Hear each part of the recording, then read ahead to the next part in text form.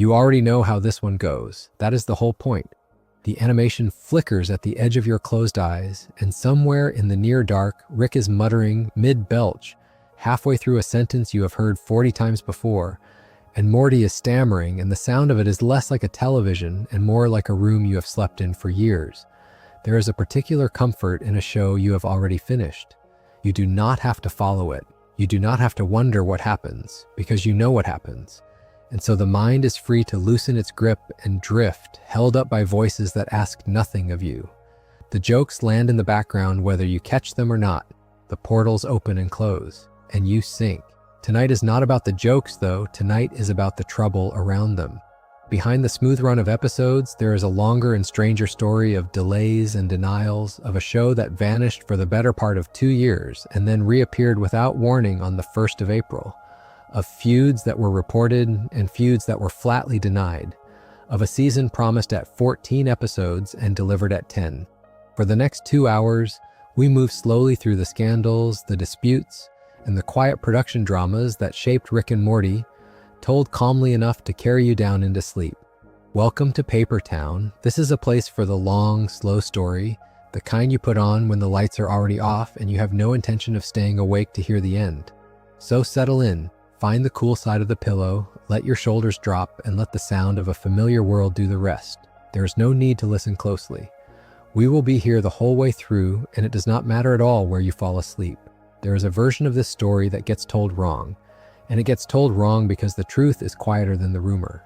To understand the gap that opened after the 2nd season of Rick and Morty, you have to hold 2 separate silences in your mind at once, and you have to resist the temptation to fill either of them with a villain. The show went dark, it stayed dark for a long time, and the reasons, when they finally arrived, were smaller and stranger and more human than anyone waiting had imagined. Consider where things stood in the autumn of 2015. On the 4th of October, the 2nd season ended with an episode called The Wedding Squanchers, and it ended on a cliffhanger, which is its own kind of promise. A cliffhanger is a debt the series takes on. It tells the audience, in effect, that resolution is coming, that the story has somewhere left to go, and that you should keep the thread in your hand because it will be picked up. 2 months earlier, in August of that same year, Adult Swim had already announced that the series would return for a 3rd season. So the machinery was, on paper, in motion. The renewal existed. The ending demanded a continuation. Everything pointed forward. And then nothing happened for a very long time. Think about what that silence would have felt like from the outside, with no information to fill it. You had a finale designed to make you want more, a network confirming that more was coming, and then month after month of no episodes and no clear word on when the wait would end. Into a vacuum like that, stories rush in. The most popular of those stories, the one that hardened into something like common knowledge, was that the 2 men who made Rick and Morty, Justin Roiland and Dan Harmon, had fallen out, that they were fighting, that the delay was the visible symptom of a private war between 2 creators who could no longer stand to work together. It is a tidy explanation. It gives the silence a shape and a cause. It is also, according to the person best placed to know, simply not what happened. The way the 3rd season finally arrived is worth sitting with because it was as unusual as the wait that preceded it. It did not premiere the way television normally premieres, with a countdown and a date circled on a calendar. On the 1st of April, 2017, which is April Fool's Day, Adult Swim Surprise aired the 1st episode of the 3rd season without warning. The episode was called The Rickshank Rickdemption, and rather than airing once, it looped. For 4 hours, it played over and over on the television channel and on the network's website at the same time. A strange, endless ribbon of the same episode returning to its own beginning. There is something almost dreamlike about that image, a single story folding back on itself through the small hours, available to anyone who happened to be awake and looking. After nearly 18 months of nothing, the return did not announce itself. It simply appeared, and then it repeated, as if to make up for its own long absence by refusing to stop. But that surprise premiere was not the season proper. It was a single episode, dropped like a stone into still water, and after the ripples settled, the water went still again. The rest of the 3rd season did not begin its regular weekly run until the 30th of July, nearly 4 months after that April Fool's loop. So the audience got 1 episode, a taste, a proof that the program still existed, and then had to wait again through the spring and into high summer before the ordinary rhythm of week after week resumed. 2 waits stacked one on top of the other with a single looping episode wedged between them. There is another quiet loss folded into that season, one that is easy to miss because it concerns episodes that were never made. The 3rd season had originally been planned to have 14 episodes. What was produced and aired was 10.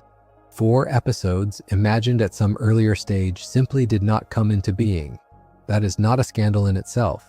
Plans change, orders shrink, the shape of a season shifts between conception and delivery. But it tells you something about the pressure the production was under, about the distance between what was intended and what the people making it could actually finish in the time and the conditions they had. The season that reached the screen was smaller than the season that had been drawn up. Now, here is where the popular story and the actual story part ways, and it matters which one you carry with you. Dan Harmon, publicly and directly, denied that the delay before the 3rd season had anything to do with a feud. He addressed the rumor of a fight between himself and Roiland head-on in a thread on Twitter, and he called the reports of the 2 of them fighting, in his exact words, hilariously not true even in the slightest. Read that phrasing carefully because it is doing real work. He does not say it is exaggerated. He does not say it is complicated. He says it is not true in the slightest, and he reaches for the word hilariously, which is the word of a man who finds the rumor absurd rather than wounding. When someone is covering for a real conflict, they tend to hedge. Harmon did not hedge. So if the delay was not a war, what was it? Harmon's own answer is almost disappointingly ordinary, and that is exactly why it has the ring of truth. He attributed the nearly 2-year gap to the writing simply taking longer than usual. His explanation was creative, not contractual. He described it, in effect, as the 3rd season of a show that they were scared to make worse than the seasons before it, and his actual words carry that fear plainly. He said it was the 3rd season of a show that they were, in his phrasing, scared to make worse than S2 or S1. Sit with that for a moment. The delay, by his account, was not the product of anyone refusing to work. It was the product of caring too much about the work to release it before it was right. The first 2 seasons had set a standard, and the standard had become a kind of trap, because now anything they made would be measured against it. Perfectionism is a slow master. It does not announce itself as an obstacle. It disguises itself as diligence, as another pass, as one more rewrite, and the months disappear inside it. What is unusual, and to my mind genuinely admirable, is that Harmon did not deflect the responsibility for that slowness. He could easily have blamed the network, or the schedule, or the sheer difficulty of the material. Instead, he pointed at himself. He said plainly that it was late because of them and late because of him. His words were, "It's late because of us, it's late because of me." And he described the 2 of them, himself and Roiland, arriving together at the same admission, saying in effect that they had messed up, that they would look at the situation and go, in his account, "Yeah, we fewed up." Notice that this is the opposite of a feud. 2 men in conflict do not stand shoulder to shoulder and jointly confess to being the reason their own show is late. That is the posture of collaborators, not combatants. The very confession that the internet might have read as an admission of dysfunction is actually evidence of the partnership holding. The 3rd season did eventually complete its run. The finale, an episode called The Rick and Morty Date, aired on the 1st of October 2017. And here's where you might expect the story of delay to end, with the show back on its feet and the long wait behind it. But this is where it becomes clear that there were 2 separate silences, and that the second one had a completely different cause than the first. Because after that October finale, the series went quiet again, and this time the reason was exactly the thing that Harmon had denied about the first delay. The revelation came almost by accident, in the way that true things often do. On the 16th of March 2018, a fan complained on Twitter about how long it was taking for new episodes to appear. Harmon responded, and in responding, he let slip something the network had not made a point of announcing. He revealed that the 4th season had not, at that point, even been ordered. His words were that the 4th season hasn't been ordered by a network.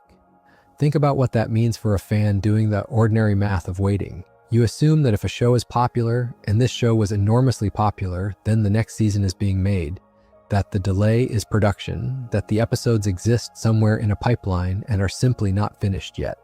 Harmon's reply pulled that assumption out from under everyone. There was no pipeline. There was nothing to finish because nothing had been commissioned. And crucially, when he explained why, he named the cause directly, and it was not creativity this time. He said the reason new episodes were not in production was, in his words, a little something called contract negotiations, and it's gotten complicated this time around. Contract negotiations, not a writer's block, not perfectionism, not two men scared of making a bad episode. A business standoff. He was explicit about it, and the contrast with the first delay is sharp enough that it deserves to be held up to the light. The rumor had always been that a personal dispute delayed the third season. The reality was that a personal dispute never delayed anything, but a contractual dispute did delay the fourth. The internet, in a sense, had the right kind of conflict attached to the wrong season.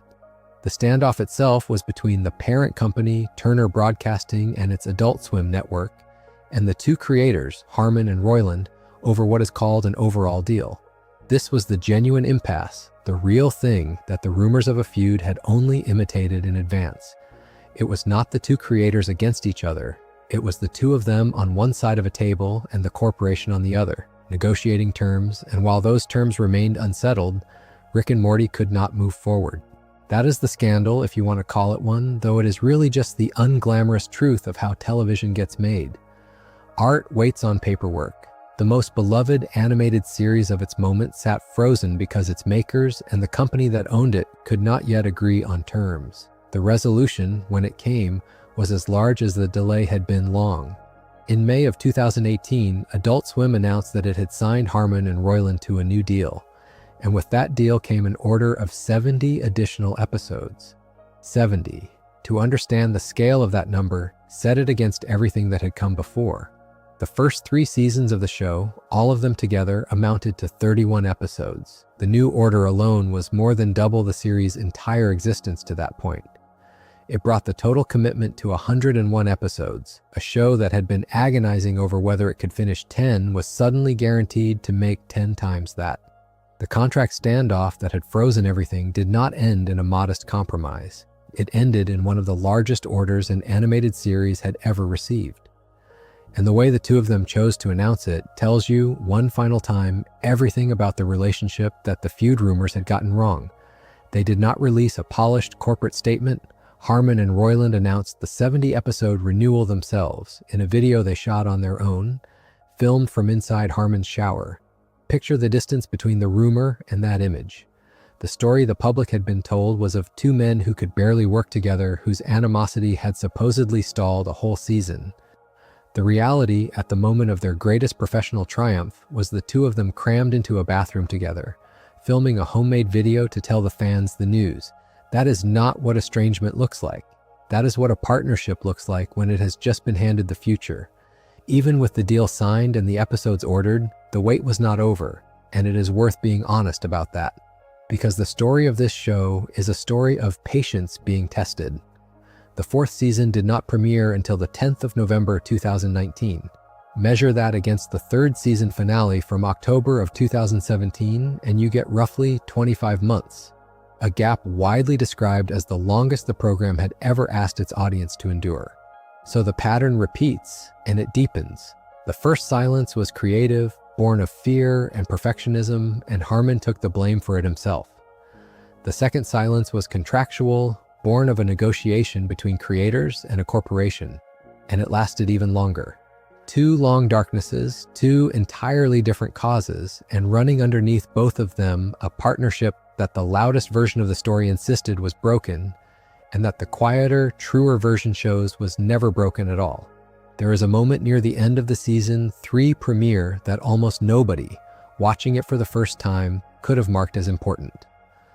Rick is still a prisoner of the Galactic Federation. Earth itself has fallen under Federation control, and back home, Morty and Summer are caught in an ordinary family argument about their grandfather, about what he is worth and whether he is worth anything at all.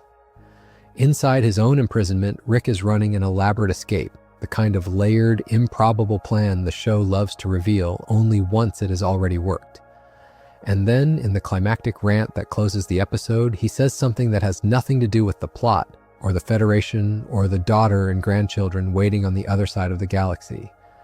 He says he wants McDonald's discontinued Szechuan sauce back. He says it the way a man says a thing he has decided is the true center of his life. He declares that he would die for that sauce. He says he needs 9 seasons of the series to get it. And he ends on the line itself, plain and complete, the words, "I want that Szechuan sauce." Think about the strangeness of that placement. This is the emotional summit of a season premiere, the speech that is supposed to tell you who Rick is now that everything has changed, and the writers hand him a fast food condiment discontinued years before. It is a joke about wanting something small and gone, dressed in the language of a man who claims to want nothing at all. There is a detail in how that speech came to exist that matters more than it should. In the script, the sauce was written once. A single reference, one line, the sort of thing that would have passed by in a few seconds. But during the recording of Rick's final rant, Justin Roiland, who voices the character and helped create Rick and Morty, improvised. He repeated it. He kept returning to the sauce, circling it, and that repetition is what turned a throwaway line into an obsession, a running fixation inside a single monologue. So the thing that would later empty McDonald's restaurants across the country was not really a plan at all. It was a voice actor deciding in the booth to say a thing more times than the page asked him to. To understand why that landed the way it did, you have to go back to what the sauce actually was, because it was real. Szechuan sauce began as a McDonald's dipping sauce, a promotional tie-in for Disney's animated film Mulan. It was sold alongside Chicken McNuggets in Happy Meals packaged with Mulan toys, and it existed for a very short window in the summer of 1998. The exact dates are hazy now, but by most accounts it lasted only a couple of weeks that summer, a window so brief it barely counts as a memory. Then it was gone, the way promotional items are always gone, without ceremony, absorbed back into the vast, forgettable machinery of fast food that produces limited things constantly and expects no one to mourn them. For almost 20 years, no one did. And that is part of what makes this story worth sitting with. The sauce was not beloved in any organized way before the show mentioned it. It was not a legend passed down. It was a minor artifact of a corporate cross-promotion, the kind of thing that surfaces only in the memory of someone who happened to be a child in the right 2 weeks of a particular summer. What Rick's rant did, or rather what Roiland's improvised repetition did, was take that obscurity and make it a flag.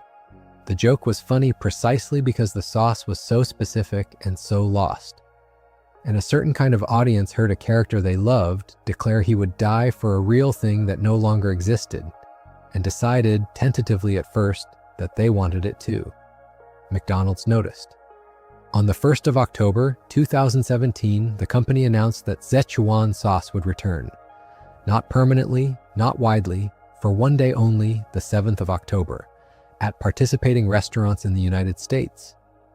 On paper, this looks like a company rewarding its fans, meeting a strange cultural demand with a small, controlled gesture of goodwill. In practice, it was a miscalculation, and the shape of that miscalculation is the real subject of this chapter, because when the 7th arrived, the supply did not match the desire. Many of the participating stores received only a small quantity of sauce packets. Some outlets reported figures as low as roughly 20 packets per location. 20. And against those 20 packets came crowds numbering in the hundreds. Do the arithmetic in your head slowly, the way you might drifting toward sleep. Hundreds of people, some of whom had traveled across state lines, arriving at a restaurant that held enough sauce for a few dozen. The result was not a celebration. The sauce sold out within minutes at many locations, and what remained was a large group of people who had been promised something, had rearranged their day around it, and were now being told there was none. What happened next is the part that turns a marketing story into something closer to a small study of crowds. Police were called to McDonald's locations to disperse the people who would not leave. One in Los Angeles, one in Wellington and Palm Beach County, Florida. Officers dispatched to a fast food restaurant because a dipping sauce had run out. And at some of these locations, after being told the supply was gone, the crowds began to chant. The words they chose were simple and almost childlike in their directness. We want sauce.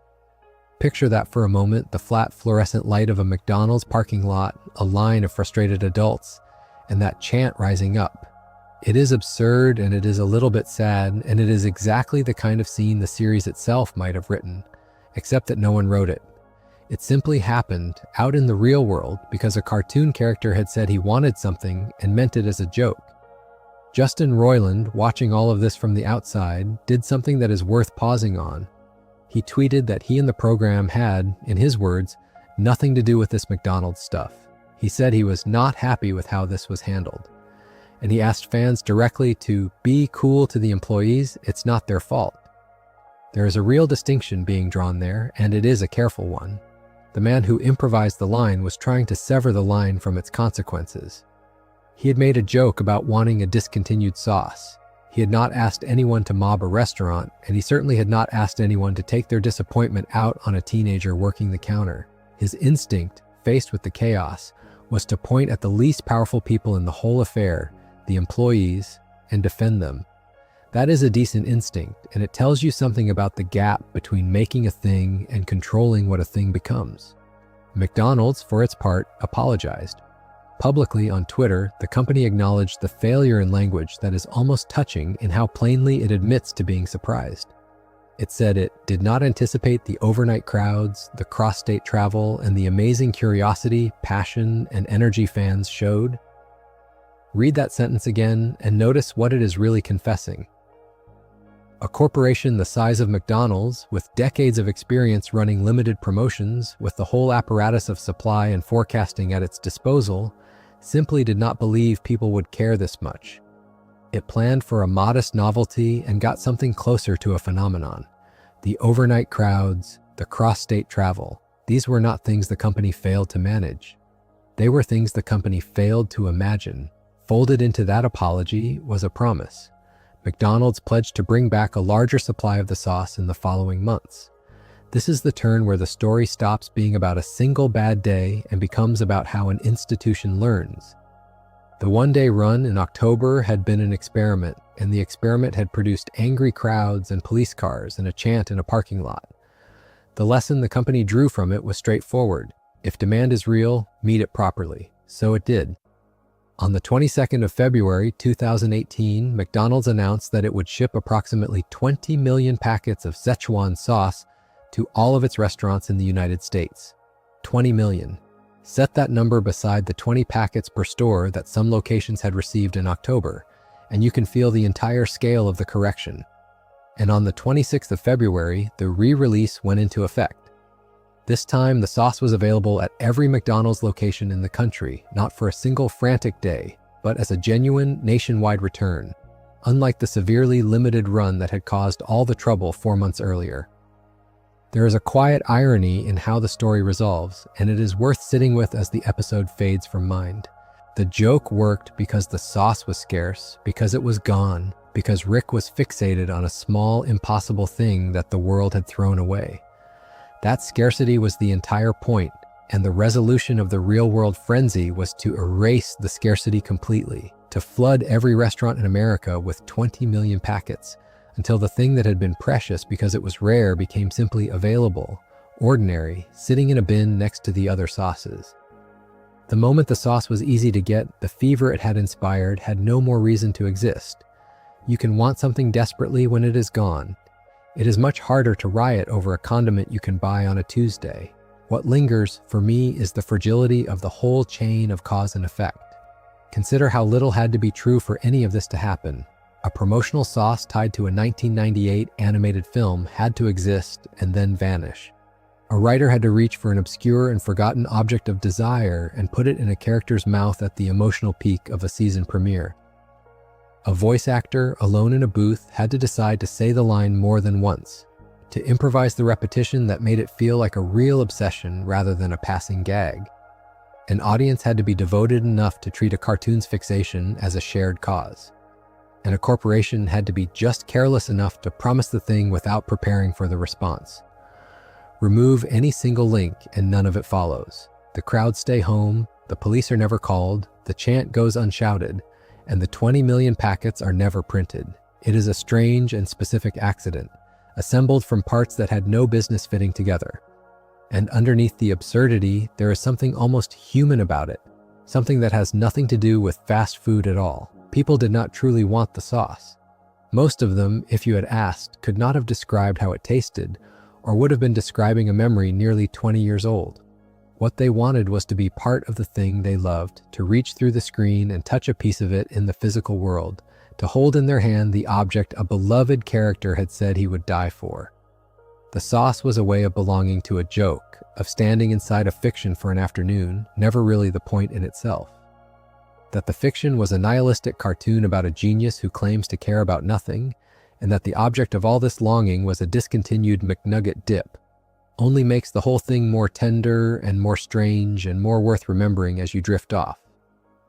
There is a moment in the life of every show that has nothing to do with the show itself, a moment that happens in the world outside the screen, in the space where the people who make a thing and the people who consume it meet and misunderstand each other.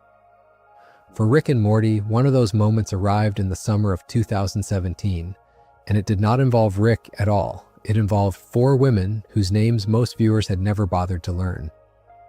Before the 3rd season premiered on the 30th of July, 2017, the writer's room had been deliberately changed. The people running the series expanded it to a 50-50 split between men and women, and to do that, they brought in 4 new female writers: Jane Becker, Jessica Gao, Sarah Carbiner, and Erica Rosby.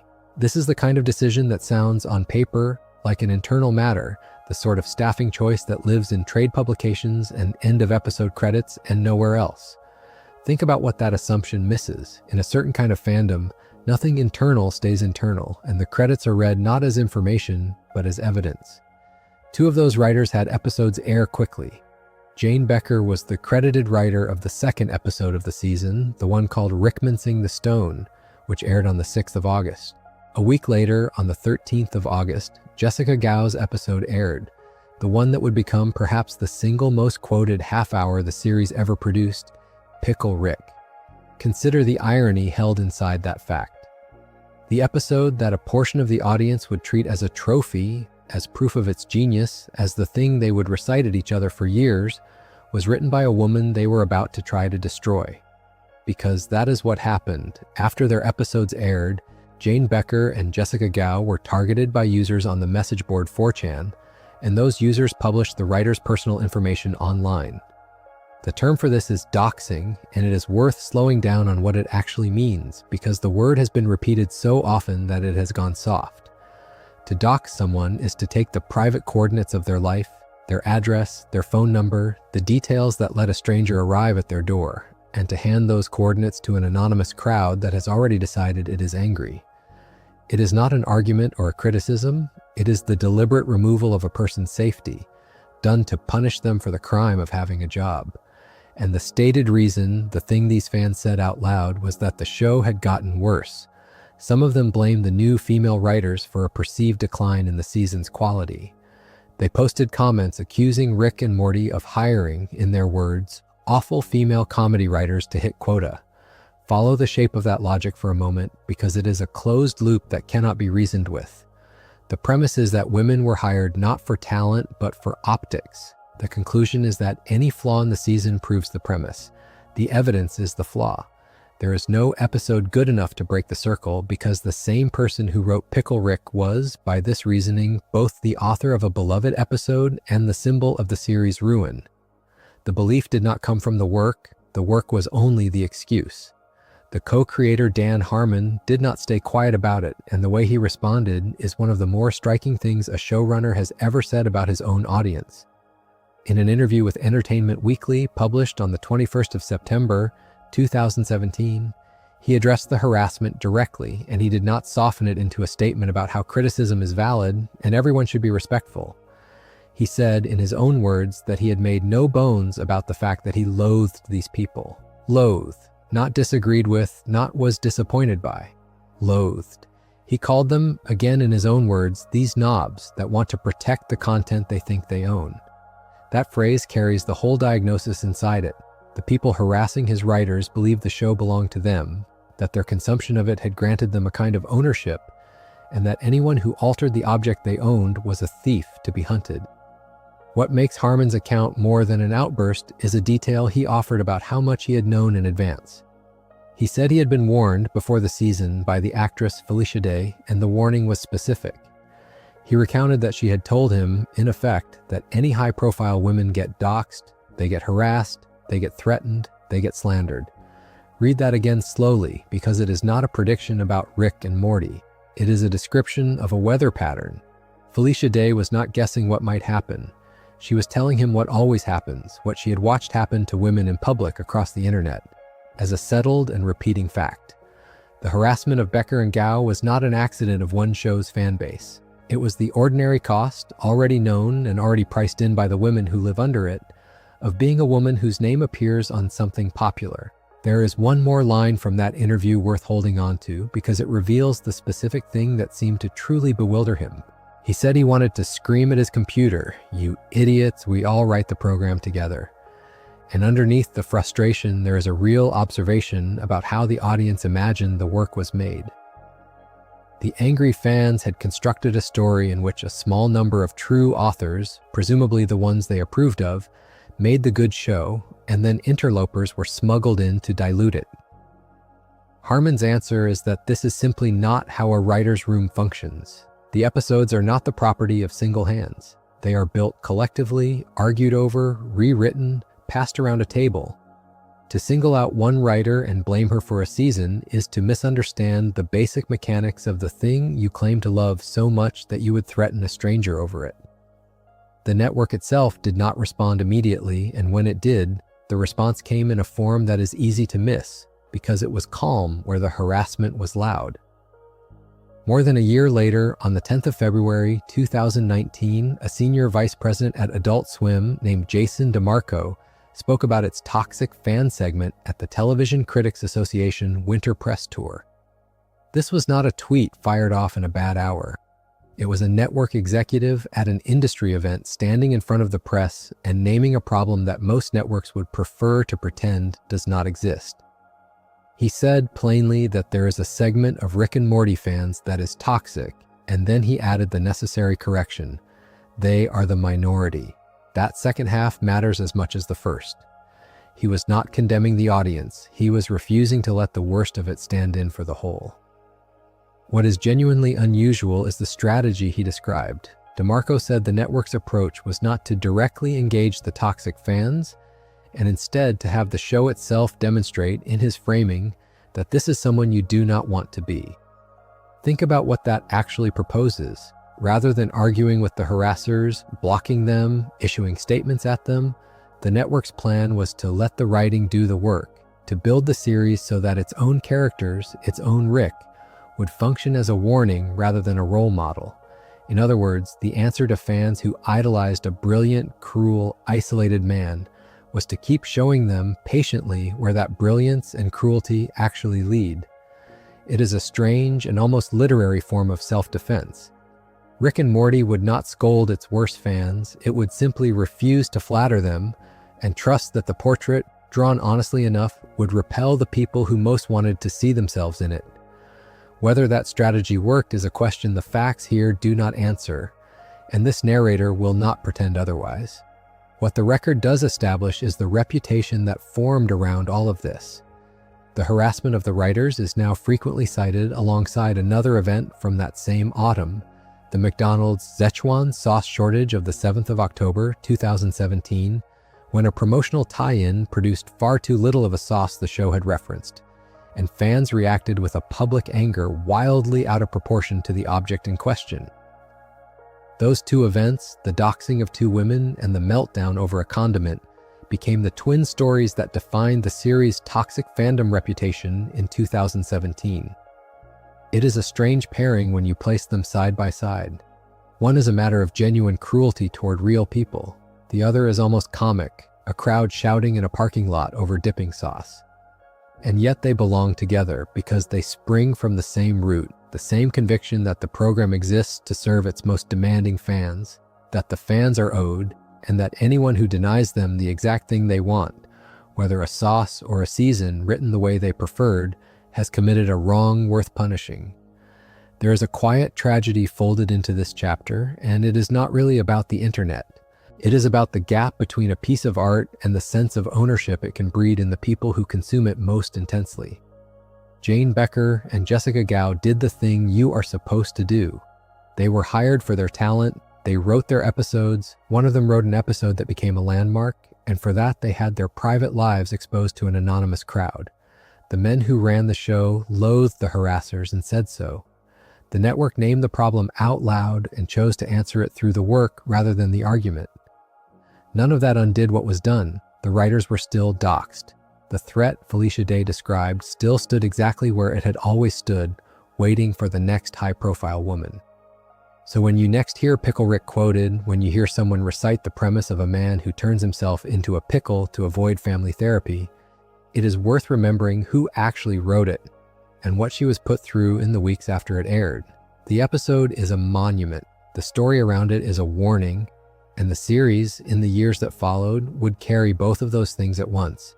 The brilliance the fans loved and the ugliness that love could curdle into, held together in the same object, impossible to fully separate. There is an episode late in the third season called The ABCs of Beth, written by Mike McMahon and directed by Juan Mezaleon, which first aired on Adult Swim on the 24th of September, 2017.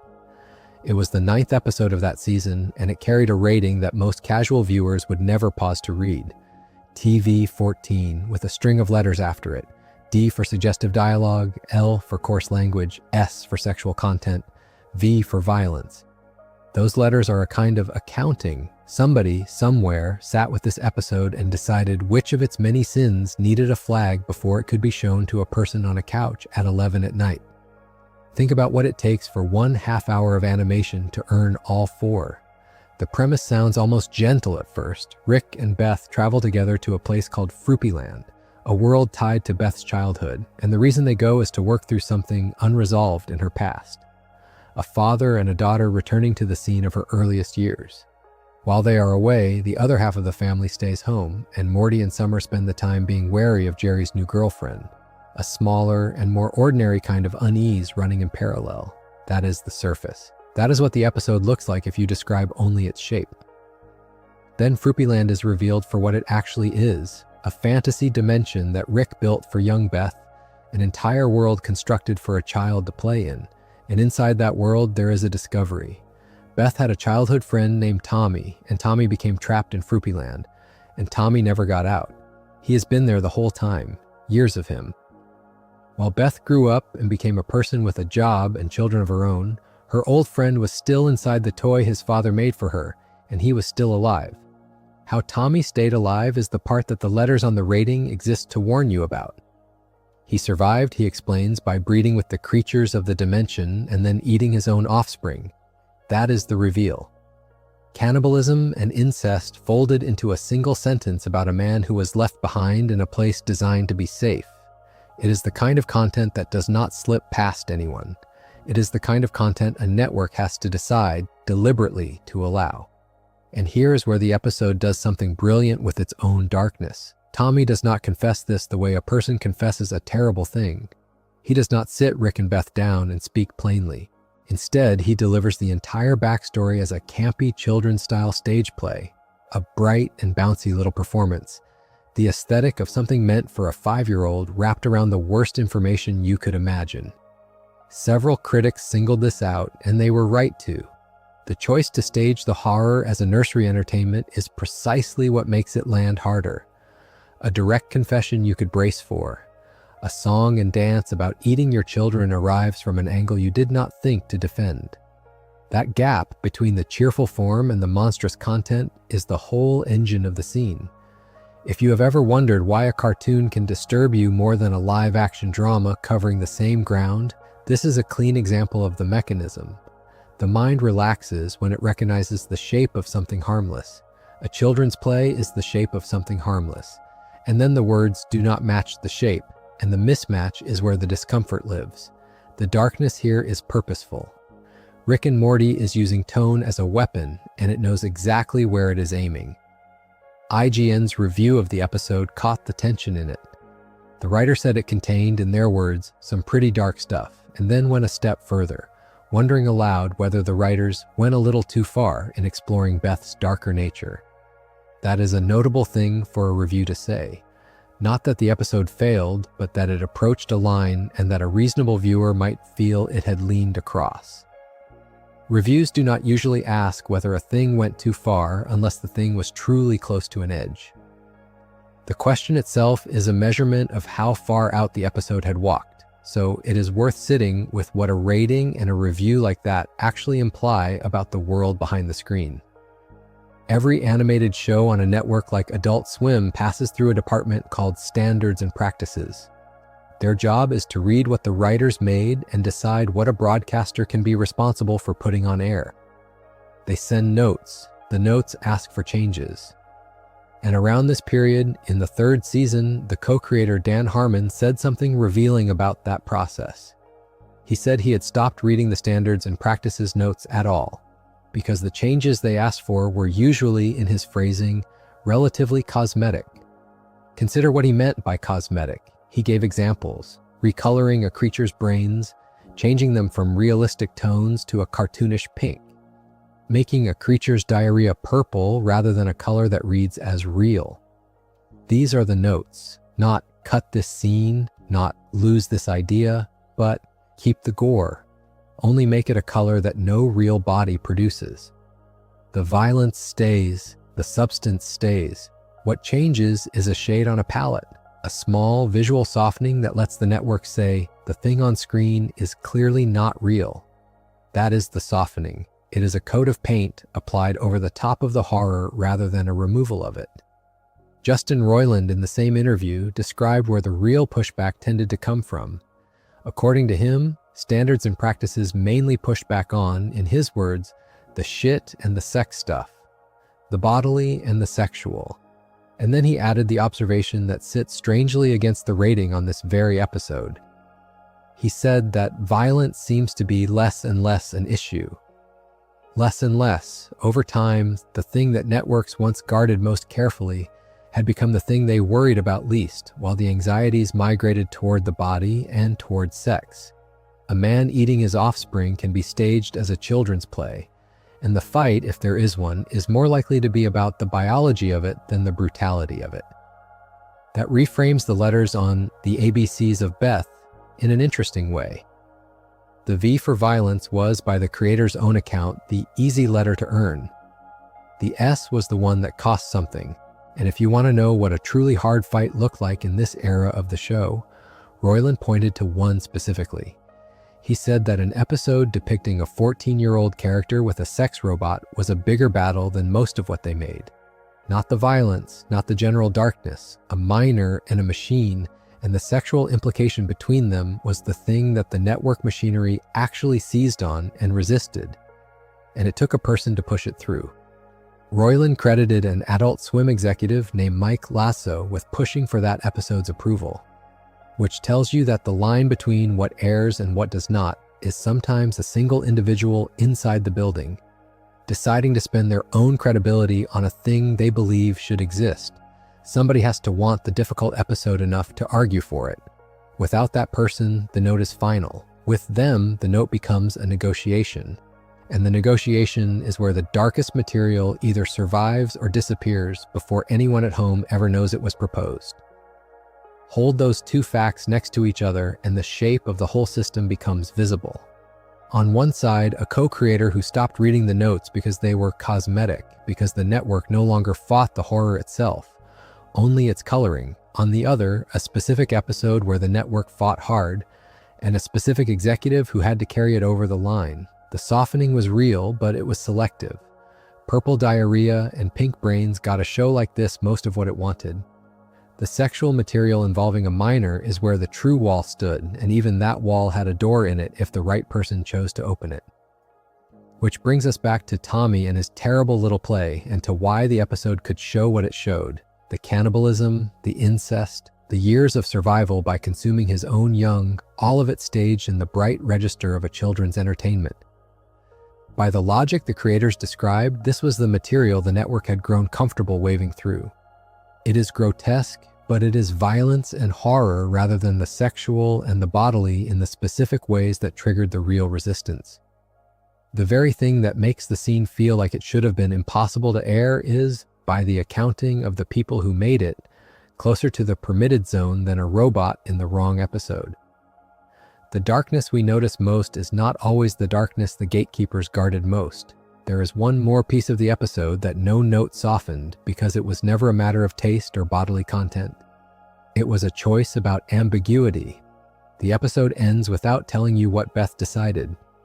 Rick had offered her a way out of her own life, a chance to leave a clone in her place while she went traveling with him, and the story closes without confirming which Beth we are left with. The one who chose to remain herself, or the copy standing in for a woman who slipped away. The writers made that ambiguity on purpose.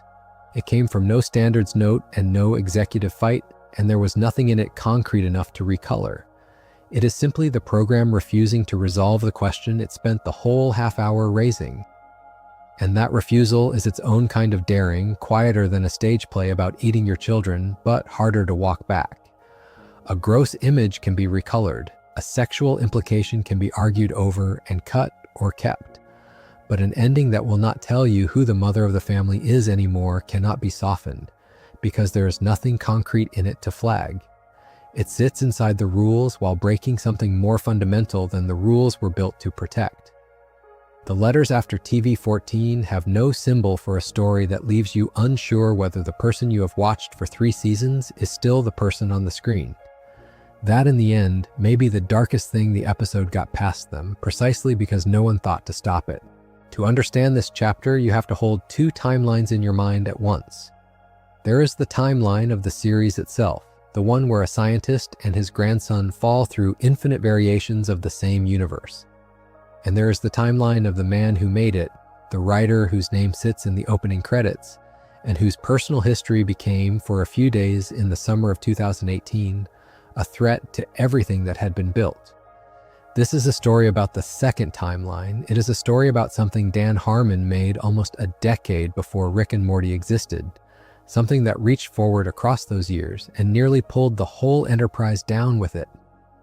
The object at the center of it was a short film called Daryl. Harmon made it in 2009 before the show that would define him, and he made it for a very specific place. That place was Channel 101, a live monthly short film festival in Los Angeles that Harmon had co-founded in 2003. If you do not know what Channel 101 was, picture a room, a screen, an audience, and a rotating slate of homemade pilots competing for the crowd's favor. It was a proving ground, a place where filmmakers tried things that would never have survived a network note. Some of what came out of it was brilliant. Some of it was a young man reaching for shock and grabbing something he could not put back down. Daryl was the second kind. The premise, on paper, was a parody. Harmon was aiming at Dexter, the Showtime series about a forensic analyst who is secretly a serial killer, a killer of killers, a man who murders murderers and calls it justice. That show invited parody. It had a certain self-serious moral architecture that begged to be poked. But the angle Harmon chose to poke it from was the one that would haunt him. In Daryl, the character travels back in time to stop serial killers before they can begin, and the method he uses to stop them is to sexually assault them as infants. That is the joke, if you can call it that. That is the engine of the parody. A man goes back in time and does the most unthinkable thing to the future monsters while they are still babies, on the theory that this is somehow the logic Dexter's premise leads to if you follow it far enough. And then there is the part that no summary can soften. The sketch depicted Harmon's character breaking into a house and simulating that act on a baby doll used as a prop. A doll, a piece of plastic standing in for the unimaginable. You can tell yourself it was fiction, that it was a prop, that the whole point was to be so grotesque that the audience recoiled at the premise of Dexter itself. But the image exists, it was filmed, it was shown to a room, and once an image like that exists, it does not matter very much what the intention behind it was, because the image travels on its own, stripped of context, carrying only its worst possible reading. For 9 years, almost nothing happened. The film sat wherever old Channel 101 entries sit, half forgotten, the kind of thing that only surfaces if someone goes looking. And in July of 2018, someone went looking. The 9-year-old video resurfaced online after circulating on a thread on the website 4chan. and the thread had a title that told you exactly what its purpose was. It was called Dan Harmon Pedo Exposed. That title is the whole strategy in 5 words. It takes an old, indefensible piece of shock comedy and reframes it, not as a bad joke, but as a confession. It presents the artifact as evidence. From there, the video moved the way these things move. It was picked up and spread by a far-right community on the website Reddit, a subforum built around the American president. And according to reporting by the outlet Vox, this was not organic outrage. Vox described it as part of a coordinated effort by alt-right users to discredit public figures they saw as holding leftist views. Think carefully about what that means, because it is the strange double nature of this whole episode. The thing itself, the film, was genuinely indefensible. Harmon would say as much. But the campaign to surface it was not driven by concern for children or by any consistent moral standard. It was driven by a desire to find a weapon, and this old video was simply the weapon that happened to be lying around. 2 things were true at once. The artifact was real and the outrage was manufactured. Both of those facts sit in this story and neither one cancels the other. Harmon's first response was to disappear. On Monday, the 23rd of July, 2018, as the backlash intensified, he deleted his Twitter account. There is something worth sitting with in that choice. For a man whose entire public persona was built on talking, on the podcast, on the panels, on the endless commentary tracks, the decision to go silent, to erase the channel where the mob was gathering, was its own kind of statement. It was not a defense, it was a retreat. And in the vacuum that a retreat creates, the story only grows louder because there is no voice in the middle of it shaping how it should be understood.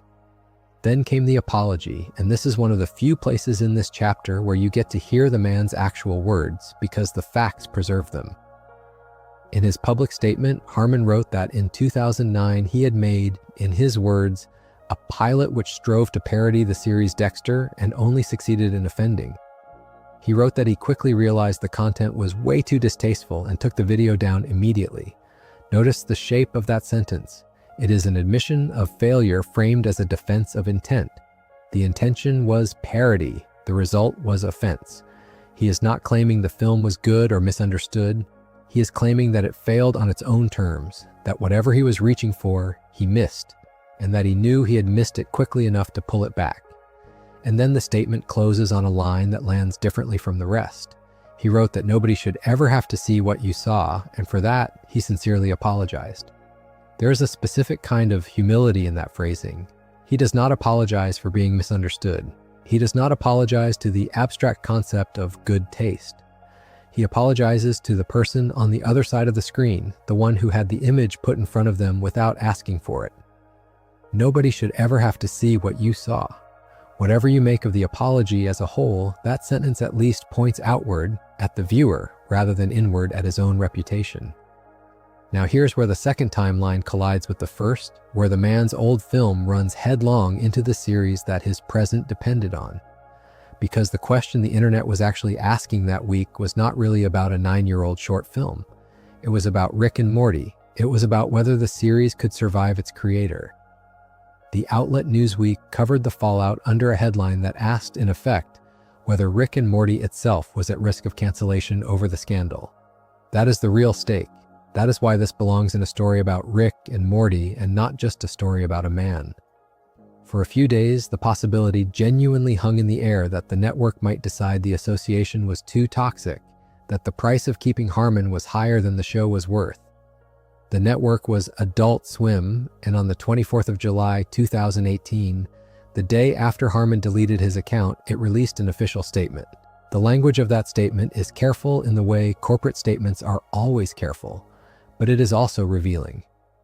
Adult Swim called the video's content, in its words, poor judgment, and said that it does not reflect the type of content the network seeks out. It said that Harmon recognized his mistake at the time and has apologized, and that he understands there is no place for this type of content there at Adult Swim.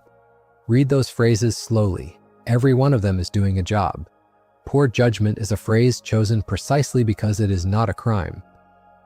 Recognized his mistake at the time is a phrase that reinforces Harmon's own defense, that he pulled the video 9 years ago, that this was not a live and ongoing thing, but a dead artifact someone had exhumed. The statement condemns the film and protects the filmmaker in the same breath. And then it delivered the verdict that actually mattered. Adult Swim confirmed that no changes would be made to Harmon's employment. It confirmed that it would continue moving forward with its existing deal, the one renewing Rick and Morty for 70 additional episodes. That number is the quiet hero of this chapter. 70 episodes, because here's the detail that reframes the entire crisis. That 70-episode renewal had been announced in May of 2018, roughly 2 months before the Daryl video resurfaced. The deal was already done. The commitment was already public. Whatever the internet believed it was fighting over that week, the network had already, months earlier, bound itself to Harmon for years of work to come. The scandal arrived after the door had already been locked. Think about what that timing does to the whole affair. If the renewal had not yet been signed, if the 70 episodes had still been a negotiation rather than a fact, the campaign might have had real leverage. A network deciding whether to commit is a very different thing from a network deciding whether to break a commitment it has already made and announced.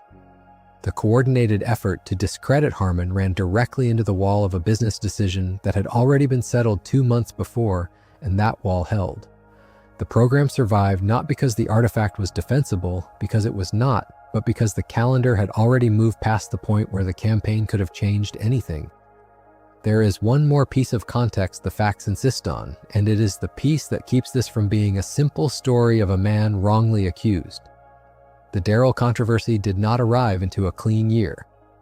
It came a few months after a separate incident in January of 2018, when the former community writer Megan Gans publicly detailed Harmon's inappropriate behavior toward her during their time working together. He apologized for that as well on his own podcast, Harmontown. These are two different matters, and they should not be blurred into one because merging them would be exactly the kind of error this whole account is built to avoid. The Gans situation was about real behavior toward a real colleague. The Daryl situation was about an old piece of shock comedy weaponized by a coordinated campaign. But they happened in the same year, and coming as the second blow after the first, the Daryl video landed on a public that had already spent that spring reassessing who Dan Harmon was. The ground had already shifted once.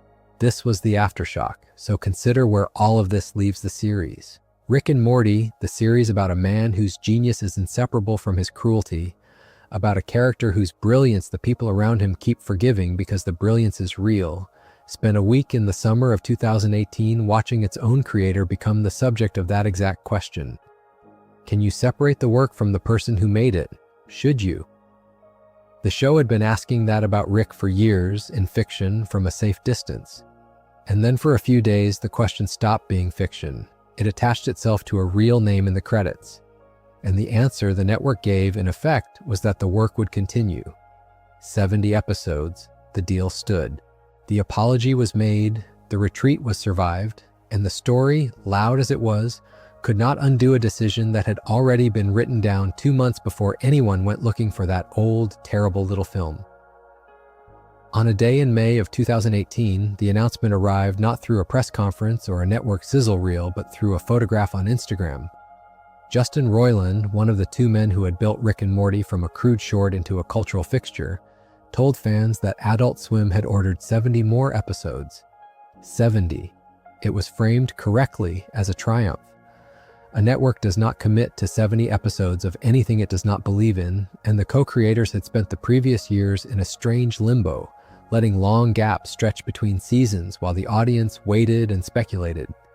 The new long-term deal, struck between Adult Swim and creators Dan Harmon and Justin Roiland, closed that uncertainty in a single stroke.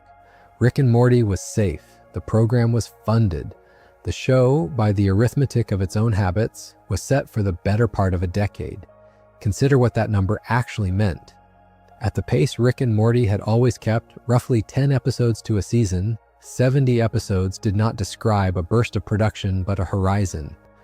It carried the series out to something like a 10th season, a destination so far ahead that the people negotiating it could not have known what the culture or their own creative appetites would look like by the time they arrived. That is the peculiar thing about a deal of this size. It is a vote of confidence and a wager at once, and the two are not always easy to tell apart. Harmon later described the mood inside those negotiations, and his description is worth holding on to because it is so unguarded.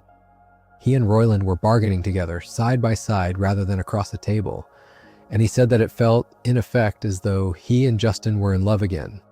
That is a tender thing for a man to say about a business arrangement. It tells you that the 70-episode deal was not experienced from the inside as a corporate leash. It was experienced as a renewal of the partnership itself, a reason to keep going, a shared future to build toward. Whatever came afterward, that feeling was real, and it belongs at the front of this chapter because so much of what followed would be read through a colder lens. Because not everyone celebrated. Within days, the counter-argument began to surface, and it was more thoughtful than a simple appetite for contrarianism. On the 13th of May, only a few days after the news broke, LWS Life published a piece with a title that left no room for ambiguity. 70 episodes of Rick and Morty, it argued, was a mistake. The reasoning was not that the series was bad or that the creators were incapable. The worry was one of scale. An order that large, the writer suggested, set the series up for an eventual decline in quality because sheer volume has a way of grinding down even the sharpest thing. You can love a show and still fear what it will become when it is asked to produce 70 of anything. Others joined from adjacent angles. Monkeys Fighting Robots ran an article calling the giant renewal a very dumb idea, and its objection sharpened the same anxiety into a phrase. To commit to roughly 7 more seasons all at once was, the writer said in effect, too tall an order. The image is a good one. There is a difference between agreeing to climb a mountain and agreeing in advance to climb every mountain in a range without stopping to see whether your legs still hold. Inverse framed the danger differently again in a piece asking why getting 70 more episodes might actually be bad news. Its concern was structural. With no natural stopping point built into the deal, Rick and Morty had no obligation to pause, to look at itself, to reassess. It could, in the phrase the article used, run out of steam, and nobody in the machinery would necessarily notice until it already had. Hold that argument for a moment because it is the intellectual spine of the whole debate. A finite order, a season or two at a time, forces a reckoning. At the end of each block, everyone stops. Is this still good? Do we still have something to say? Should we end it here with dignity rather than push on? A 70-episode order removes those checkpoints. It replaces the question, do we continue with the assumption we continue? And an assumption, unlike a question, cannot be answered honestly. The critics of the deal were not predicting doom. They were pointing at the absence of a break. The believers had an answer too, though it was not spoken so much as demonstrated by what happened next. The first season released under the new arrangement was the 4th, and it did something the skeptics could not have scripted more poorly for their own case. On Rotten Tomatoes, Rick and Morty Season 4 holds a perfect score, 100% drawn from 29 reviews, and the critics' consensus called it a delightful return to form. Return to form. Think about the phrase in this context. It suggests the show had drifted somewhere and come back, and it suggests that the security of the deal, far from breeding laziness, had coincided with a sharpening. For a while, the fear of overexposure looked simply wrong. The wager was paying out. Then the picture complicated, which is what pictures do. Season 5 arrived, and its reception told a different story, quieter and more troubled. On Rotten Tomatoes, it holds an 86%. A score most shows would envy and which, in isolation, means very little. What matters is the consensus attached to it, because the language turned. The program, the critics wrote, starts showing signs of fatigue, delivering an uneven batch of adventures that are often more crude than clever. Fatigue, uneven, more crude than clever. These are precisely the words the doubters of 2018 had reached for, arriving now not as prophecy but as review. The Cosmic Circus, covering the season, went further still and described it as the least consistent season the series had produced up to that point. You do not have to think Season 5 was a failure to notice that the vocabulary of decline had entered the room, and that it had entered right on the schedule the critics of the deal had sketched. This is the moment where the debate stopped being theoretical. The 70-episode order had been defended, implicitly, by the flawless 4th season, and it was now being prosecuted. just as implicitly by the wobble of the fifth. Both sides could point at real evidence. The optimists could say the series had proven it could deliver excellence under the New Deal. The pessimists could say, with equal fairness, that the fatigue they warned about had shown up almost exactly when a large, checkpoint-free order would predict it. Neither reading was dishonest. That is what makes this chapter of the show's history more interesting than a simple story of triumph or a simple story of exhaustion. It is a story where the same facts can support two opposing conclusions, and where the tie could only be broken by what came after. What came after was Season 6, and Season 6 declined to settle into the tidy narrative of decline. Critics reviewing it, among them Monkeys Fighting Robots, the very outlet that had called the renewal a very dumb idea, and Nerdist described it as a major improvement over both the fourth and the fifth seasons. Some called it one of its best. Hold that against the shape of the argument. The publication that had warned in 2018 that the deal was foolish was now, several seasons later, praising the work the deal had produced. That is something more honest than a contradiction to be scored as a gotcha. It is a critic responding to what is actually in front of them rather than to a prediction they made years earlier, and it suggests that the series' trajectory was less the smooth, downward slope the skeptics had feared than a jagged line. Up to a peak with the fourth season, down into unevenness with the fifth, back up again with the sixth, which means the great debate of 2018 has no clean verdict, and it is more truthful to say so than to force one. The fear was legitimate.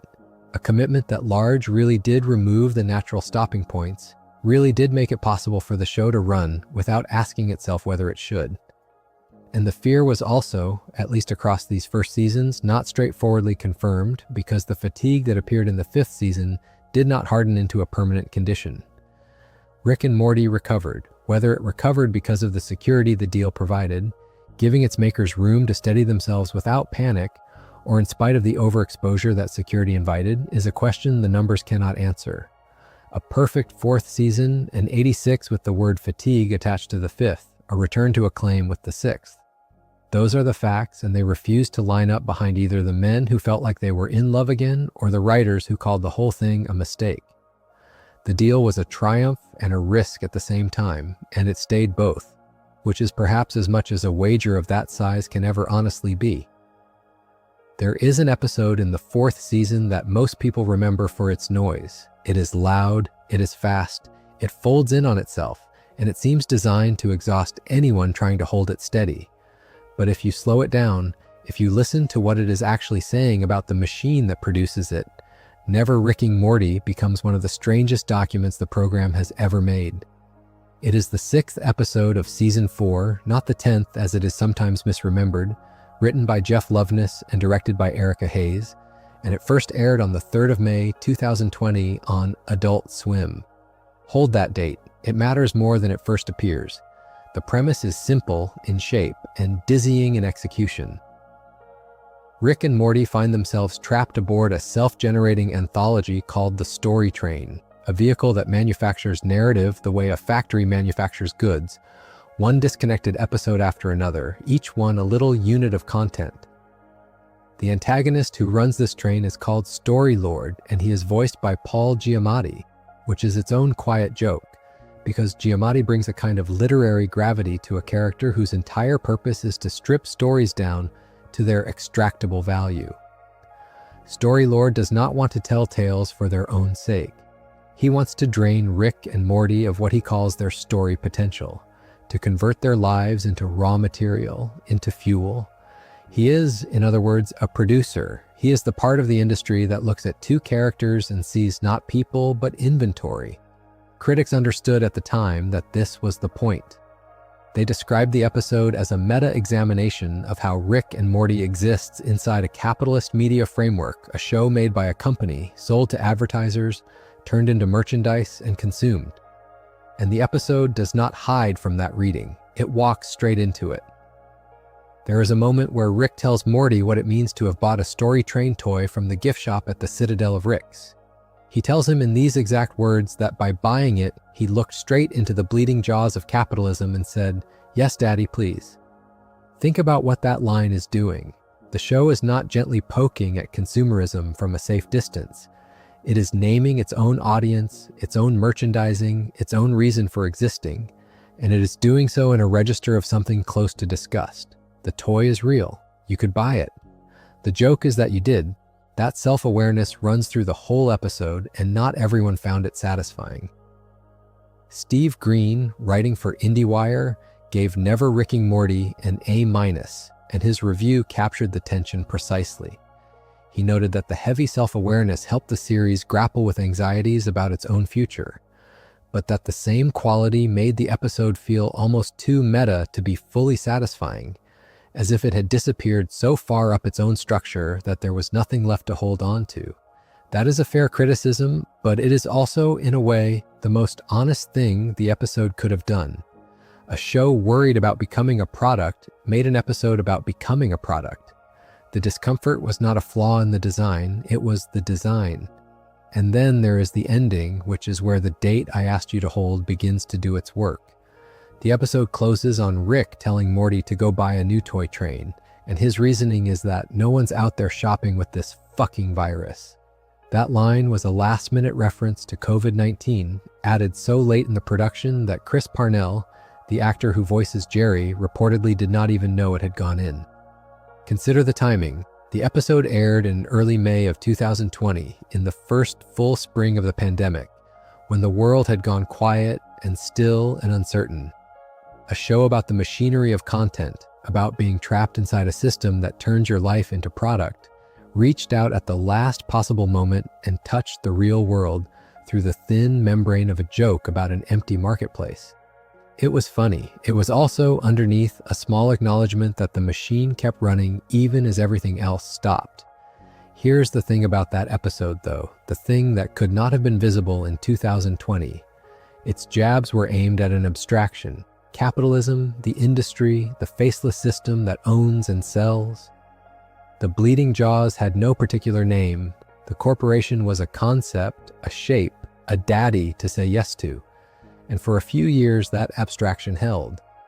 But abstractions have a way of resolving into faces, and the face this one resolved into was not one the writers of Never Rick and Morty could have drawn. In January of 2023, Adult Swim dropped Justin Roiland, the co-creator of the show and the original voice of both Rick and Morty, after he was charged in Orange County, California, with 1 felony count of domestic battery with corporal injury and 1 felony count of false imprisonment. This is real, and it happened off-screen, in the world Rick and Morty could only gesture at through jokes. The two voices at the center of every episode, the voices that were being drained of their story potential aboard the story train, suddenly belonged to a person the network no longer wanted associated with them. In March of that same year, the Orange County District Attorney's Office dismissed all the charges, citing insufficient evidence. But the dismissal did not undo the decision. Adult Swim's removal of Roiland remained in effect, charges or no charges. Roiland himself spoke afterward, and he called the situation shameful. He said that the people who judged him before the facts were known may have succeeded, even partially, in damaging him, and that this was the shameful part. You do not have to take a side on any of it to notice the strange rhyme with the episode. A show that had spent an entire installment worrying about being consumed and discarded by an industry that saw it as material, watched its own creator get consumed and discarded by that same industry. The story potential was drained. The person was separated from the product. And the product, of course, continued. Rick and Morty went on without Roiland, replacing him as the voice of both title characters with the actors Ian Cardone and Harry Belden, beginning later that same year. The train kept moving. It always does. That was the joke, and then it was not a joke. To understand why this hits the way it does, you have to know who actually owns the machine, because the ownership had shifted too. Adult Swim, which broadcasts Rick and Morty, is owned by Warner Bros. Discovery, a company that did not exist when Never Rick and Morty aired. It was formed in April of 2022, when Warner Media merged with Discovery Incorporated, one of those enormous corporate consolidations that rearranged the ownership of half the culture without most people noticing. So the abstract capitalism that the season 4 episode had sneered at now had a legal name, a stock ticker, a parent whose logo sat above the program. The bleeding jaws had teeth you could look up, and the show noticed. In the Season 7 episode That's a Morte, which aired in 2023, Rick makes a joke about a planet that has become suicidal and saturated with reality television, and he explains that it is like that because their whole planet was bought by Discovery. Read that again with the ownership in mind. That is not the series mocking a fictional network or playing with its own metastatus. That is Rick and Morty naming its own real-world corporate parent, Warner Brothers Discovery, and blaming it, in the guise of a throwaway line, for a planet's despair.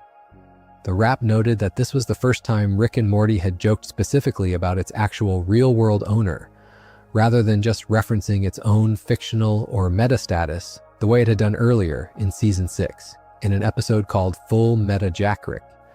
The difference is small on the page and enormous in meaning. Meta jokes point at the idea of the machine. This one pointed at the machine itself, by name. So place the two moments side by side, 3 years and a great deal of real-world weight apart. In 2020, the show looked into the jaws of capitalism as a concept and said, with theatrical self-loathing, yes please. It was worried about its future, and it turned that worry into an anthology train driven by a producer who wanted to bleed it dry. 3 years on, the concept had a name, the creator was gone. The voices had been recast, and the program could point at Discovery and mean it. What had been a general anxiety about being owned had become a specific fact of being owned by a specific company, in a specific way with a specific casualty. This is why Never Rick and Morty reads so differently now than it did on the night it aired. At the time, it looked like a clever, exhausting exercise in a show eating its own tail, too meta for its own good, or so some reviews at the time half suggested. In hindsight, it looks almost like a set of instructions the series wrote for itself and then followed. The fear of being reduced to product, the producer who drains the life out of characters to keep the train running, the last-minute reference reaching out to touch a real world that was about to press in much harder than anyone expected. The episode was worried about the machine before the machine had a name, and then the name arrived. Consider a studio that began as a joke about a word. In August of 2016, Justin Roiland and a producer named Tanya Watson founded a game company, and the name they first chose for it was Squanch, a small pun built out of a nonsense word from Roiland's own cartoon, spliced onto the name of one of the most famous companies in the medium they were entering. The joke could not survive contact with reality. Nintendo is not a company that shares its name lightly, and so Squanch became Squanch Games. The pun sanded down into something safer, something that could sit on a legal document without inviting a lawsuit. That first small retreat from a name that borrowed too freely toward a name that could stand on its own is a quiet overture to everything this chapter is about. A company can rename itself. It cannot so easily rename what happens inside it. What happens inside it is the part the public did not see for years. For most of the outside world, Squanch Games was simply the place where a beloved cartoon voice went to make video games, a friendly extension of the Roiland brand, a studio whose whole identity seemed to be play. And that image held, more or less unbroken, until a single day early in 2023, when several things that had been kept out of sight for a very long time surfaced all at once. To understand the weight of that day, you have to go back and look at the thing that had been sitting underneath the studio the whole time, largely unreported, almost invisible, waiting. In August of 2018, a former Squanch Games designer named Sarah Dukakis filed a lawsuit in Los Angeles Superior Court. The claims were serious and specific. She alleged sexual harassment, discrimination, and wrongful termination.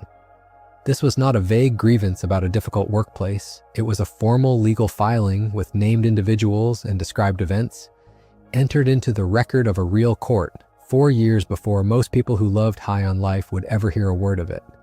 The lawsuit named the studio's then technical director, a man called Jeff Dixon.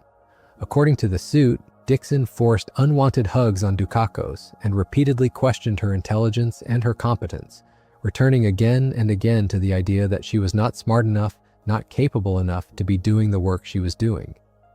Think about what that pattern actually is, stripped of the workplace politeness that usually surrounds it. It is not a single bad moment. It is a slow, repeated erosion the kind that is designed, whether consciously or not, to make a person doubt their own right to be in the room. There is one detail in the filing that lands harder than the rest, precisely because it is so small. Dukakos wore a t-shirt that read, in 3 plain words, "The future is female." And according to the lawsuit, Dixon told her, in effect, that the shirt made him sad.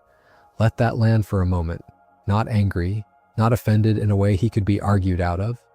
Sad, a grown man in a position of technical authority over a designer, choosing to inform her that a slogan on her clothing, a slogan about hope, about a future, produced in him a feeling of sadness. It is the kind of remark that carries no explicit threat and yet communicates everything. It says, without saying it, that her vision of the future is unwelcome here. And here the story deepens because the next figure in the account is not a man at all. When Dukakos raised the issue, she brought it to the person who should have been best positioned to understand it, the co-founder and then chief executive of the company, Tanya Watson, a woman, one of the 2 people who had built the studio from nothing. According to the suit, Watson's response was to explain the men rather than to challenge them. She replied, in words the filing quotes directly, that this is just how this generation of guys are. And then, the lawsuit alleges, she told Dukakos what to do about it. She told her to sit quietly, to take notes, to smile when the men were speaking. Consider the exact shape of that instruction because it is almost architectural in its cruelty. Sit quietly, take notes, smile when the men are speaking. It is a set of directions for how to become furniture. Each verb removes something. Quiet removes her voice. Notes reduce her to a recording device, present to capture the words of others rather than to add her own. And the smile is the cruelest instruction of the 3 because it asks her not merely to endure the situation, but to perform contentment inside it, to reassure the very men who were diminishing her that she was happy to be diminished. That this advice, if the account is accurate, came from another woman, from the co-founder herself, is the detail that keeps the whole thing from being a simple story of men against women. It is a story about how a culture protects itself, and about how the people who could interrupt that culture sometimes choose instead to teach others how to survive it. The court documents state that Dukakos was terminated from Squanch games on the 1st of November 2017. Hold that date against the date of the lawsuit, August of 2018. The end of her employment came first, the filing came after. That sequence, the raising of concerns, the termination, and then the lawsuit, is one that appears again and again in cases like this, and each stage of it deserves to be understood on its own terms rather than collapsed into a single blur of conflict. The lawsuit did not stop at how she was treated. It reached into the work itself. Dukakos alleged that she objected to content in a game the studio was making, Trover Saves the Universe, which would be released in 2019. According to the suit, she raised concerns about scenes she described as analogous to rape and about remarks in the material that denigrated women. And she was doing this, the filing says, while working extended days of 12 hours. Picture the compounding of it. The long hours alone are a kind of pressure that wears down judgment and resistance. Layer onto that the experience of being told to stay silent and smile. And then ask a person in that state, exhausted and already made to feel small, to also be the one who stands up and says that the content itself is wrong. The suit describes a woman being asked to carry every kind of weight at once. Squanch Games denied all of the allegations in its court filings. This matters, and it must be stated plainly, because a lawsuit is a set of claims and not a set of proven facts. The studio's position, entered into the same court that received the accusations, was that none of it was true as described. The case did not go to a verdict. In September of 2019, it was settled, and the terms of that settlement were not disclosed. A settlement is its own kind of silence. It resolves a dispute without resolving the question of what actually happened, and because the terms were undisclosed, the public was left with 2 accounts, the accusation and the denial, and no third voice to say which was closer to the truth. Then the silence held. This is the part that is easy to skip past, and it should not be. The lawsuit was filed in 2018. It was settled in 2019. And it was not widely reported. For years, this entire episode, the named technical director, the shirt, the advice to smile, the objections to the game's content, all of it existed in the public record and yet remained functionally invisible. The story existed. Almost nobody was telling it. It was not until the 12th of January 2023 that Kotaku published an investigation that brought the lawsuit and its settlement into the light. More than 4 years after the filing, more than 3 years after the case was closed. In between, the studio changed shape. Early in 2021, Tanya Watson, the co-founder who had once told Dukakos how this generation of guys are, left Squanch Games as chief executive. And the person who took over as the studio's chief executive was Justin Roiland himself, the other co-founder, the voice, the face, the brand. So the company passed more fully into the hands of the one man whose name it had been built around from the beginning, the man whose cartoon had given the studio its first discarded joke of a name. Under his leadership, the studio had its greatest success. High on Life, developed by Squanch Games, was released on the 13th of December, 2022. It became Xbox Game Pass's biggest launch of that entire year. This is the peak of the outward story, the version the public knew. A studio founded on a pun about a cartoon word had produced, in the space of 6 years, one of the biggest game launches of the year, carried in part by the very voice that had made the cartoon famous. From the outside, in December of 2022, it must have looked like a story of pure ascent. Then came that 12th of January, and it is worth understanding just how much arrived on that one day. It was the day Kotaku published its investigation into the old Dukakos lawsuit, pulling that buried story into view. And it was the same day that NBC News reported something far larger and far more immediate. Roiland, the outlet revealed, was now facing the 2 felony charges, both tied to an alleged incident from 3 years before. So on a single day, the public received both the old, quiet story of the workplace lawsuit and the new, thunderous story of the criminal charges against the studio's chief executive. The lesser scandal and the greater one surfaced together, and the lesser one, the one this chapter has been tracing, was almost immediately swallowed by the size of the other. What followed moved quickly.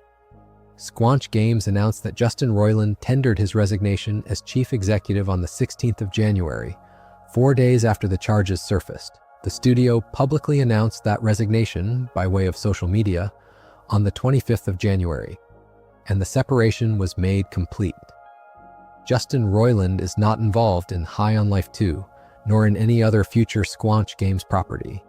The company that had been named around him, that had passed into his hands as chief executive, that had reached the height of its success under him, cut itself away from him entirely and set about becoming a studio that did not depend on his name at all. There is a final fact, and it must be included because leaving it out would be its own kind of distortion. The domestic violence charges against Roiland were eventually dismissed, as a later chapter will detail. That outcome does not erase what happened that January, the reporting, the resignation, the separation. Those things happened, and they happened on the basis of charges that were, at the time, very real and very public. But the charges themselves did not proceed to a conviction. They were dropped, and so this whole arc ends as the workplace lawsuit ended in a kind of legal incompleteness, a resolution that resolves the proceeding without settling the deeper question of what was true. That is the shape worth carrying out of this chapter. Notice how the earlier story rhymes with the later one. Both begin with allegations. Both are denied or contested. Both end without a verdict, one in an undisclosed settlement, the other in a dismissal. And in both, the loudest fact is not the accusation or the denial, but the silence around them. The years the Dukakos lawsuit went almost unreported. The undisclosed terms, the way a small scandal sat unnoticed beneath a rising studio until a single day in January pulled everything up into the light at once. The workplace allegations at Squanch Games were, in the end, the smaller of the 2 stories that surfaced together. But they came first, they were on the record longest, and read now, with everything that came after, they feel less like a footnote and more like a warning that had been sitting in a courthouse in Los Angeles the whole time, waiting for anyone to read it. There is a particular kind of silence that surrounds a story before it becomes a story, and the case we are about to walk through lived inside that silence for a very long time.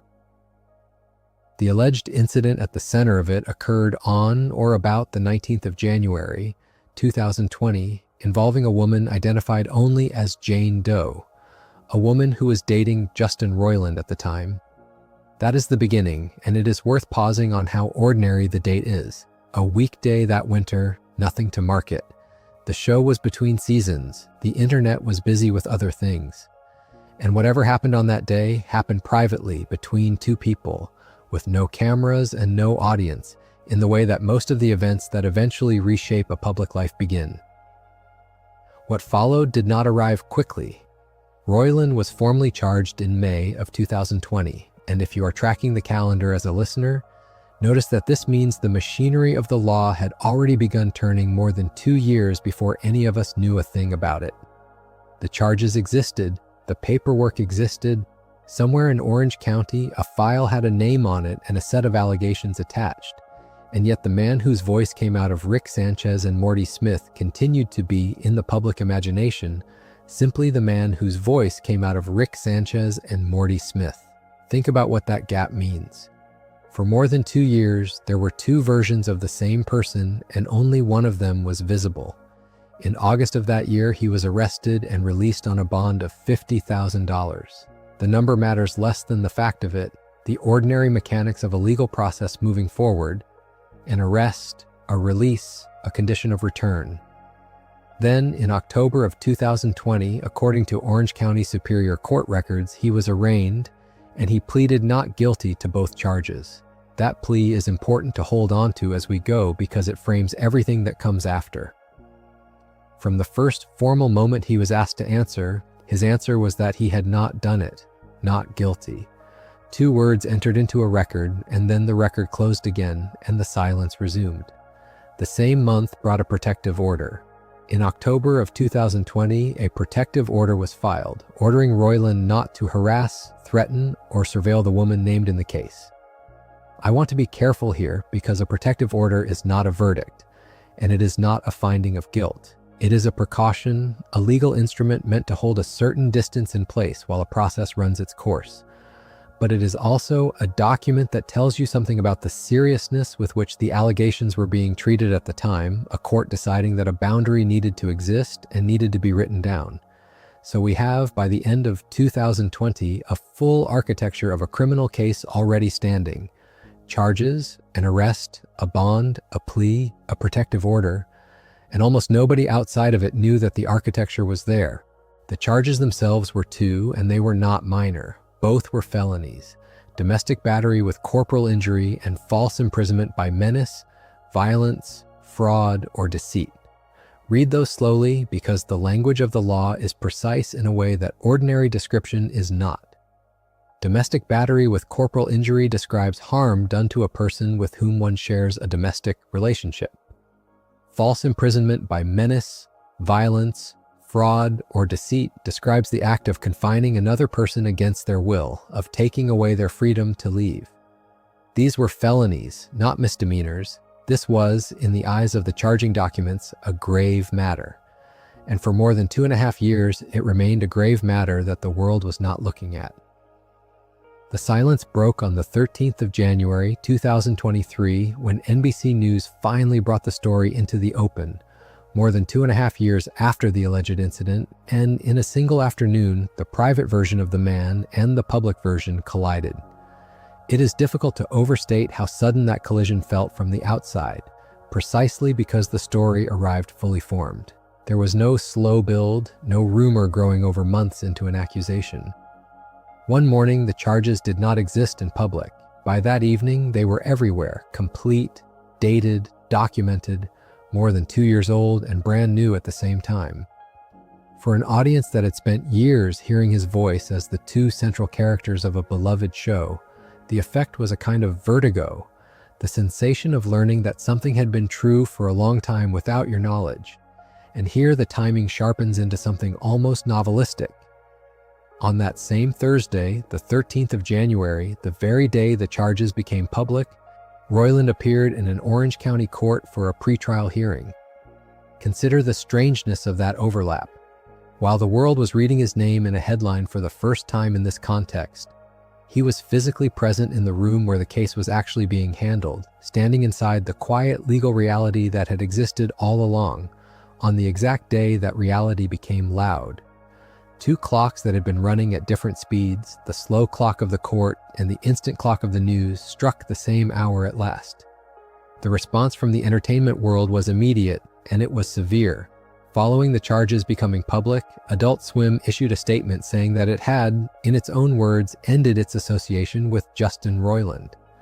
That phrase is worth quoting exactly because of what it does and does not say. It does not describe a verdict. It does not weigh evidence. It states a decision, cleanly and finally, that the association was over. Hulu followed, cutting ties with Roiland as well, and that decision reached beyond Rick and Morty to touch his other show, Solar Opposites, the animated series where his voice and creative presence had also been central.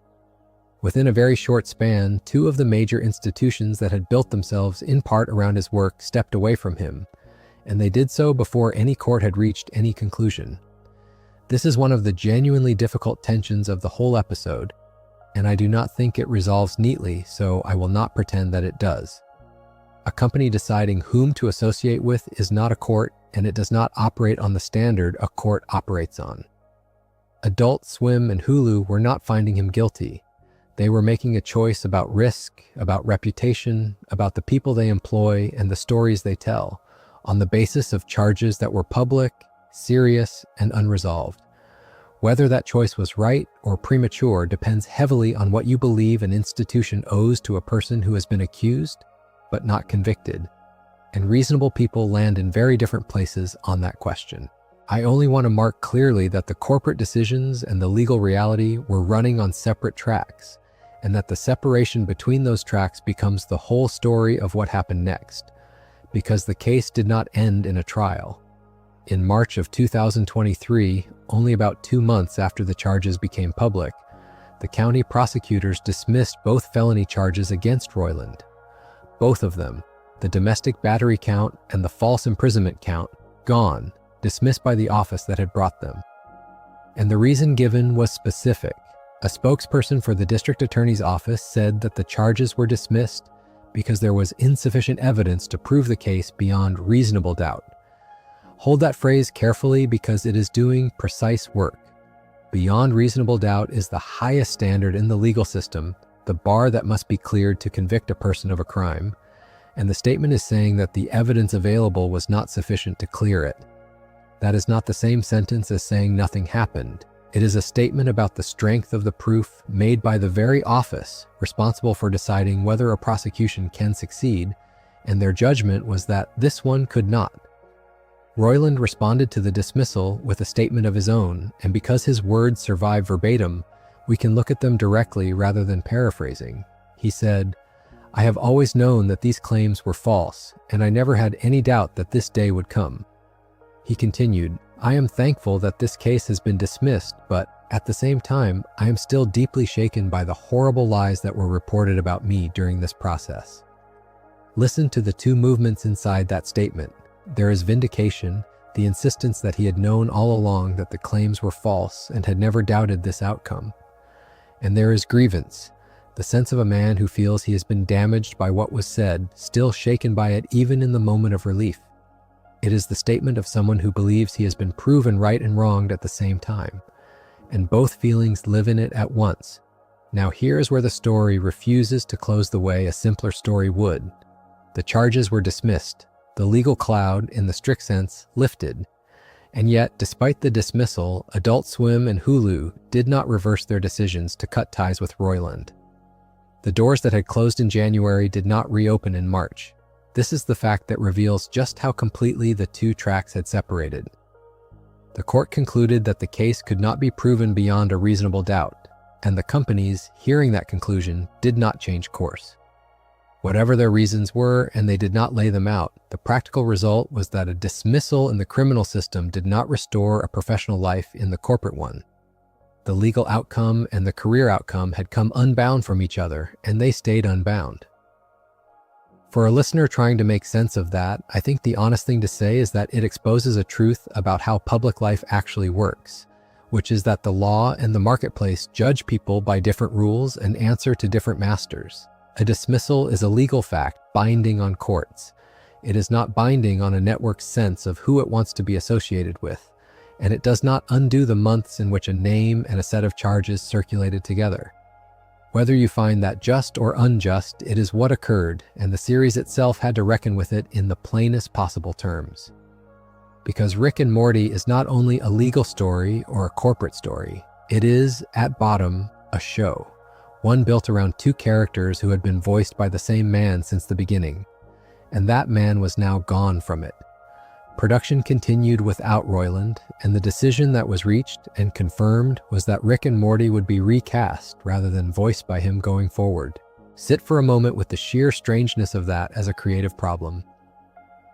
Rick and Morty are more than characters. They are voices, specific textures of sound that audiences had spent years learning to recognize, the particular rhythms of Rick's slurring impatience and Morty's anxious stammer. Both of those voices had come from one throat, and now that throat was silent, and the show had to decide what to do with two of the most recognizable voices in modern animation. The answer arrived when Season 7 premiered on the 15th of October, 2023. Ian Cardoni took over as the voice of Rick, and Harry Belden took over as the voice of Morty. Two new performers stepping into two roles that had, until that moment, belonged entirely to one departed voice. And the direction they were given tells you a great deal about what the program was trying to protect. They were directed to perform as sound-alikes so that the characters' voices would remain consistent despite the recasting. The goal, in other words, was continuity, a careful preservation of the exact sound the audience already knew rather than any fresh reinvention of it, so that Rick would still sound like Rick and Morty would still sound like Morty, even though the men speaking those lines had changed entirely. There is something quietly profound in that choice, and I want to end our walk through this case by dwelling on it because it is where the human story and the artistic story finally meet. A show that had lost the origin of its two central voices chose to rebuild those voices as faithfully as it could, to make the seam invisible, to let the characters go on speaking as though nothing beneath them had shifted. The private events of that January in 2020, the years of silence, the sudden public mourning 3 years later, the severed associations, the dismissal in March, the statement of a man who felt both vindicated and wronged, all of that turbulence sat underneath a decision whose entire purpose was to be unheard. The audience would keep hearing Rick and Morty, the instability would be held off stage, and the two voices would carry on, sounding like themselves, carried now by different people who had been asked to disappear into a sound that once belonged to someone else. That is the shape of it when you lay the facts down in order and let them speak.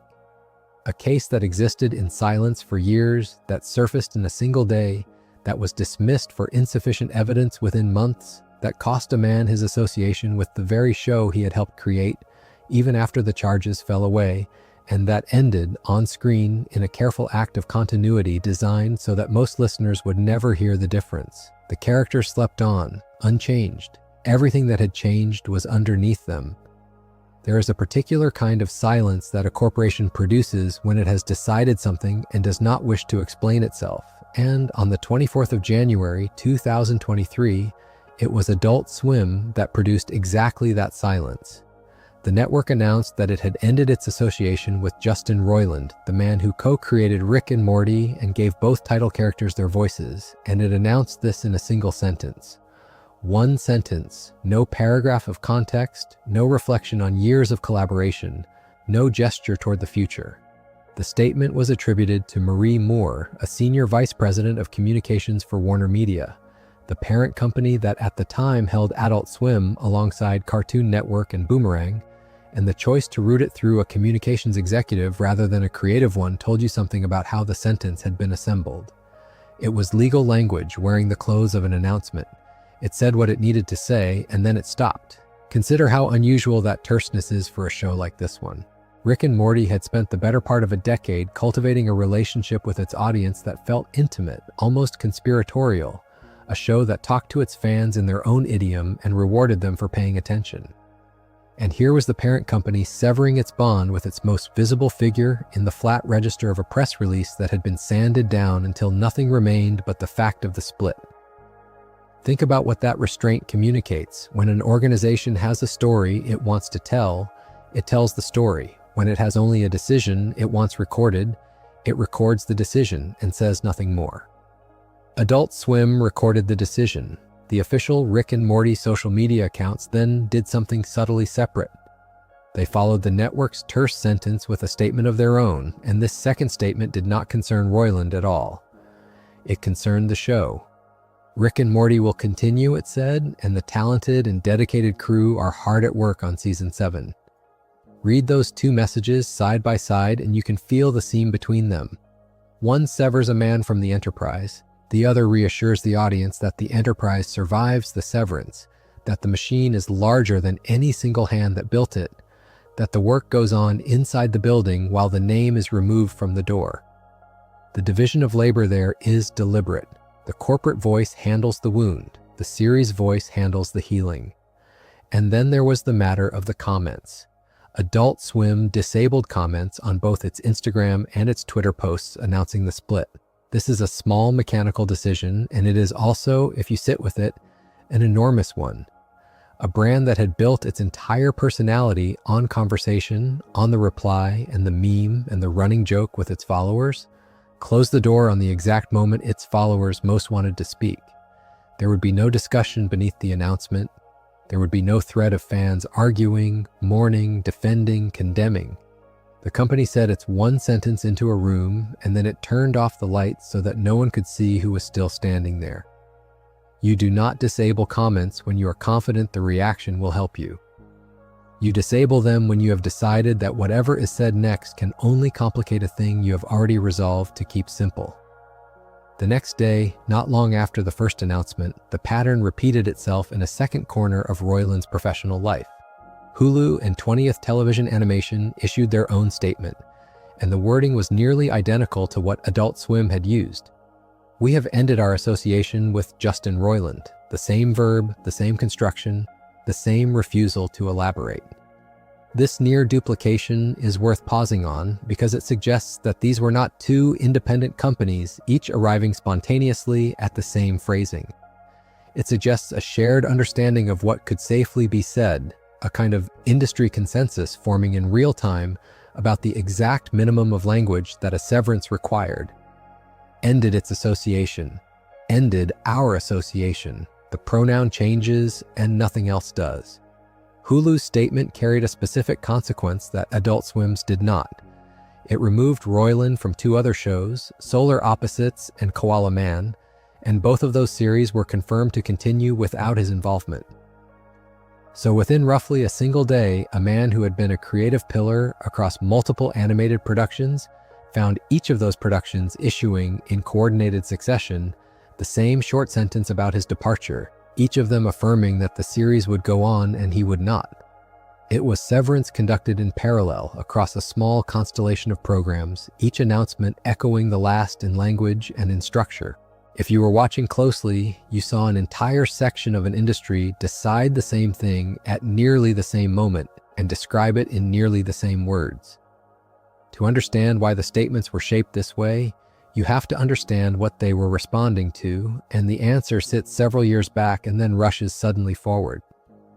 The charges against Roiland stemmed from that same January 2020 incident. In May of that year, he was formally charged with the two felony counts, both involving a woman he had been dating. Roiland pleaded not guilty. Through his attorney, T. Edward Wellborn, he stated, in effect, that he expected the case to be dismissed once the district attorney's office had finished reviewing the evidence. For roughly 3 years, this proceeded largely out of public view, a legal matter running on its own slow clock while the show it touched continued to air and to grow. What changed was not the charges, but their visibility. A pre-trial hearing on the 12th of January in the first days of 2023 made the domestic violence charges public, and it was that public exposure, rather than any new development in the case itself, that set the wider news cycle in motion. This is a distinction that matters. Nothing about the underlying facts shifted between the 12th of January and the 24th. What shifted was who knew. The information crossed from the sealed and procedural into the open and the searchable, and once it had crossed, the machinery of consequence began to turn. The severance was a response to disclosure. The event that triggered it was not a crime, but the public becoming aware of an allegation of one. inside Rick and Morty, the days between the hearing and the announcement were not silent, whatever the corporate statements would later suggest. On the 17th of January, an emotional Rick and Morty production meeting was held. That single adjective, emotional, is almost all we are permitted to know about the temperature of that room, and it is enough to imagine the rest without inventing it. After that meeting, staff members drafted a letter to Adult Swim and to Warner Bros. Discovery, and the letter demanded something specific. It demanded a public statement clarifying Roiland's status on the program. Think about the position those staffers occupied. They were the people who actually made the thing, the animators and writers and artists whose daily labor became the episodes. And they were asking the companies above them to say out loud what everyone inside the building already understood was unresolved. They wanted clarity, and they wanted it publicly, which is to say they wanted the corporation to stop being silent. The letter made an argument that reframes how you might think about the show itself. It argued that Roiland's involvement with Rick and Morty for years had consisted only of his voice work. Weigh that claim for a moment because it cuts against the myth. The public image of Rick and Morty had long been organized around Roiland as a kind of animating spirit, the manic improvisational engine at the center of everything. And here were the people who did the work saying, in effect, that the day-to-day show had for a long time been made by others while he supplied the voices. If that is true, then the severance threatened far less of the actual craft than the outside world assumed. The staffers considered leaking the letter. They considered taking their demand for clarity outside the building and into the press, and then they decided to wait. Adult Swim severed ties about 1 week after that emotional meeting. The letter, in the end, may not have needed to leak. The waiting was rewarded, if reward is the right word, with the terse sentence the staffers had been asking the company to produce. So the announcement that looked from the outside like a sudden corporate reflex was in fact the visible end of a private pressure that had been building for a week. The people who made the series had asked for a statement. They had drafted their demand, weighed their leverage, chosen patience over rupture, and then the statement arrived. This does not make the sentence any warmer. It does not add a single word to Marie Moore's one line. But it changes who you understand to have been moving underneath it. The severance was not only handed down from above, it was also, in part, drawn up from below, requested by the crew whose names most viewers will never read. The crew's other demand, the one folded inside the letter's logic, was honored in the same breath as the severance. Despite ending its association with Roiland, Adult Swim confirmed that Season 7 of Rick and Morty would continue in production and that his voice roles would be recast.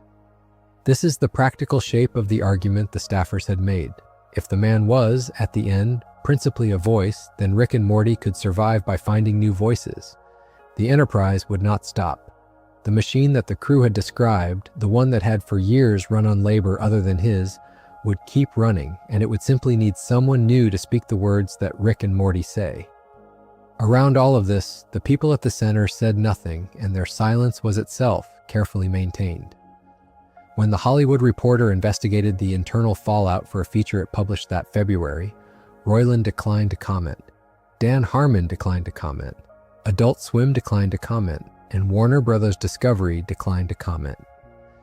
Every party withstanding to explain what had happened chose not to. This is the closed circle that the terse announcement had drawn, holding even weeks later under direct journalistic questioning. The single sentence was not a moment of restraint that later gave way to fuller explanation. It was the whole policy. It was the company's complete public account of the matter, and it did not expand and it did not soften, and everyone who might have added to it declined. The last movement of this story is the quietest and the longest, and it takes the form of an absence being filled. Recasting the voices of Rick and Morty was not a matter of a phone call. It was a casting search that lasted nearly 6 months and involved thousands of candidates. A slow and enormous audition to replace a sound that an audience had spent a decade internalizing. Think about the strangeness of that task. You are not looking for a good voice actor. You are looking for a voice that a huge audience will accept as continuous with one it already knows, a voice that can carry the burp and the stammer and the cruelty and the tenderness without announcing itself as a substitute. After nearly 6 months and those thousands of candidates, 2 names emerged. Ian Cardoni became the new voice of Rick, and Harry Belden became the new voice of Morty, and the two of them debuted in the Season 7 premiere. The show that had removed a man in a single sentence took half a year and a small multitude of hopefuls to replace what that sentence had subtracted. The severance was quick, the healing, the actual work of making the program whole again was slow, and it was carried, as the staffers had argued all along, by everyone except the man whose name had been the easiest thing to remove. There is a version of this story that everyone thinks they know, and it goes something like this. A voice actor who had spoken for two characters at once for 6 seasons was suddenly gone, and 2 strangers arrived to take his place, and the series continued as if nothing had happened.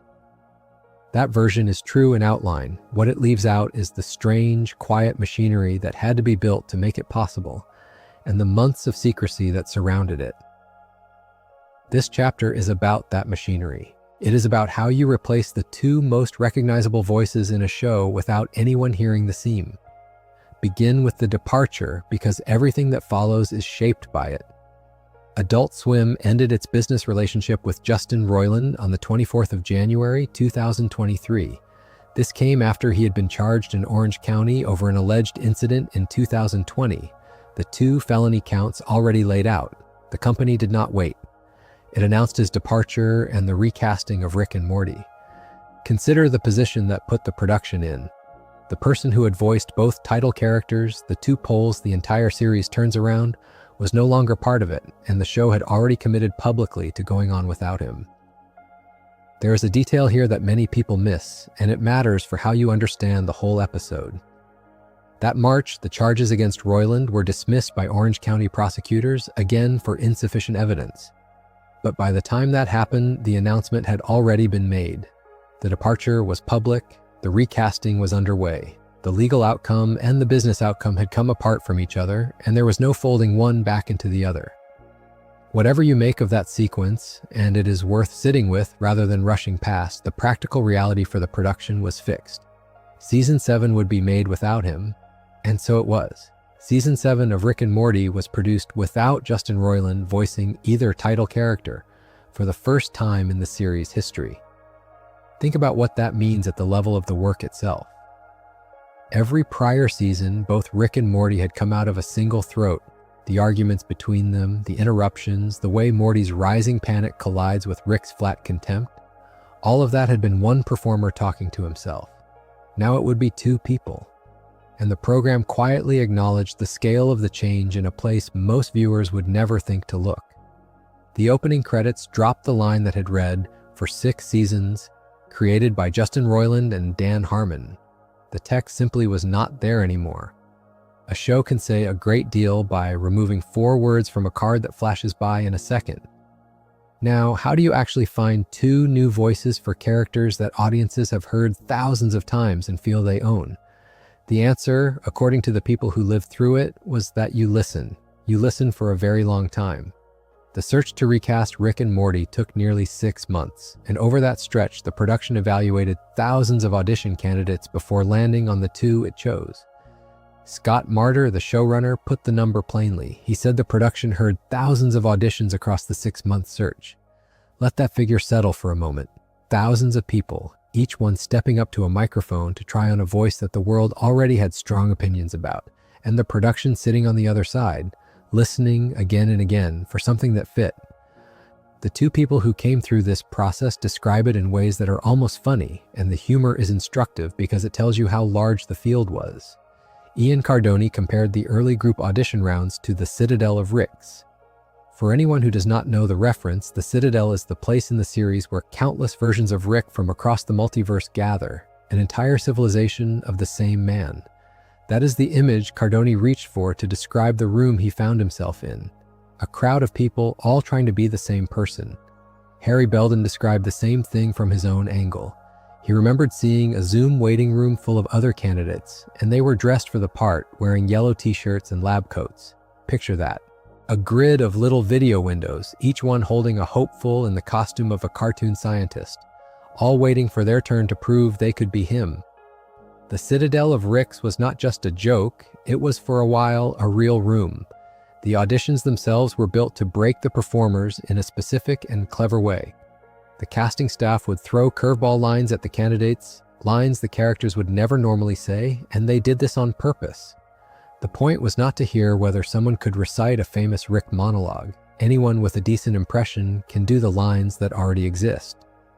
The point was to test whether a performer could stay in character when handed something unfamiliar, something off the map. Because that is the real job. A voice actor on a running series does not repeat old lines. They speak new ones, script after script, and the character has to hold together across all of them. So the production went looking for the people who did not fall out of the voice when the ground shifted under them. That is a much harder thing to find than a good impression, and it explains why the search took as long as it did. The two who emerged came into the process at different moments, which is a small detail with a certain quiet symmetry to it. Ian Cardoni was one of the first people heard when the casting search began. Harry Belden was found later on. One stood at the front of the line and one arrived well into it, and yet both in the end stood out to the producers as the ones. There is something almost novelistic about that, the idea that the person you need might be the first voice you hear, or might be someone you do not encounter until you are deep into the work, and that you cannot know which until you have heard everyone in between. Cardoni, as it happens, had been carrying a piece of this with him for some time before he ever auditioned. He already had an impression reel that included Rick and Morty voices, and he had given that reel to his talent managers. So when the search began, the raw material was already sitting there, ready. He was not a stranger to performing either. His prior credits were the kind of small, scattered roles that fill out a working actor's early career. He had reportedly appeared in a couple of studio comedies, in small parts easy to miss. He had also, by some accounts, done a comedic short alongside a recognizable British actor. He had turned up on Chicago Med and in the series Proven Innocent. None of these are the roles that make a person famous. They are the roles that keep a person working, that teach the craft in pieces, and they are the ground from which he stepped into voicing one half of Rick and Morty. Belden's path had its own shape, rooted in one city. He grew up in Chicago, Illinois. He earned a Bachelor of Fine Arts from the University of Illinois, Urbana-Champaign. His prior credits included commercials and appearances on Chicago Med and Chicago Fire. Notice the overlap. Both of these men had passed through Chicago Med at some point before either of them knew they would be tied together for the rest of their careers by this show. It means nothing, of course, and yet it is the kind of coincidence that makes the whole thing feel a little more human. Two working actors, one raised in Chicago with a fine arts degree and a resume of commercials, the other with his scattered film and television bits and an impression reel he had already handed off, both arriving at the same audition room from completely different directions. Here is where the story becomes something more than a casting story, because finding the voices was only half the problem. The other half was keeping them secret, and the lengths the production went to on that front are the part of this chapter that lingers. Adult Swim first teased the new voices in the Season 7 trailer, which came out that September. But teasing is the right word. The trailer let you hear that something had changed, or perhaps let you hear that something had not changed as much as you feared, without telling you who was responsible. No names. The voices were put in front of the public before the public was allowed to know whose voices they were. That is an unusual thing to do, and it was deliberate. The secrecy extended into places the audience never sees. Screener copies of Season 7 episodes, the versions sent out to press before the premiere so that critics can write their reviews, did not include end credits. Think about how pointed that is. A screener is an internal document seen by a small number of professional viewers who are trusted with early access, and even those copies had the credits stripped, specifically so that no critic could freeze the frame, read the names, and identify the new cast before Rick and Morty wanted them identified. The one place where the answer would normally live, the roll of text at the end, was simply removed. The production even wavered on its own plan, in a way that shows how carefully this was being managed right up to the last moment. Adult Swim initially told the press that it would reveal the new voice actors' names under embargo, ahead of the premiere. An embargo in that world is a kind of trust arrangement. You give journalists the information early on, the understanding that they will not publish it until an agreed time. That was the plan. And then, days before the premiere, the company reversed itself. It said it would keep the names confidential until the premiere actually aired on the US East Coast that Sunday night. No early reveal, embargoed or otherwise. The names would come out when the episode came out, and not one moment sooner. So the confirmation, when it finally arrived, came in an almost quaintly old-fashioned way. Ian Cardoni and Harry Belden were revealed as the new voices of Rick and Morty by the on-screen credits during the Season 7 premiere broadcast on the 15th of October, 2023. After 6 months of searching, after thousands of auditions, after stripped screeners and a reversed embargo, the answer was delivered the way it would have been delivered in any ordinary week, by the credits at the end of the episode, except that this time the entire audience was watching for exactly that. The credits, which the screeners had been denied, rolled at last, and the secret was over. Rick and Morty were not the only characters recast in this wave. John Allen was brought in as the new voice of Mr. Poopy Butthole for Season 7, part of the same round of changes.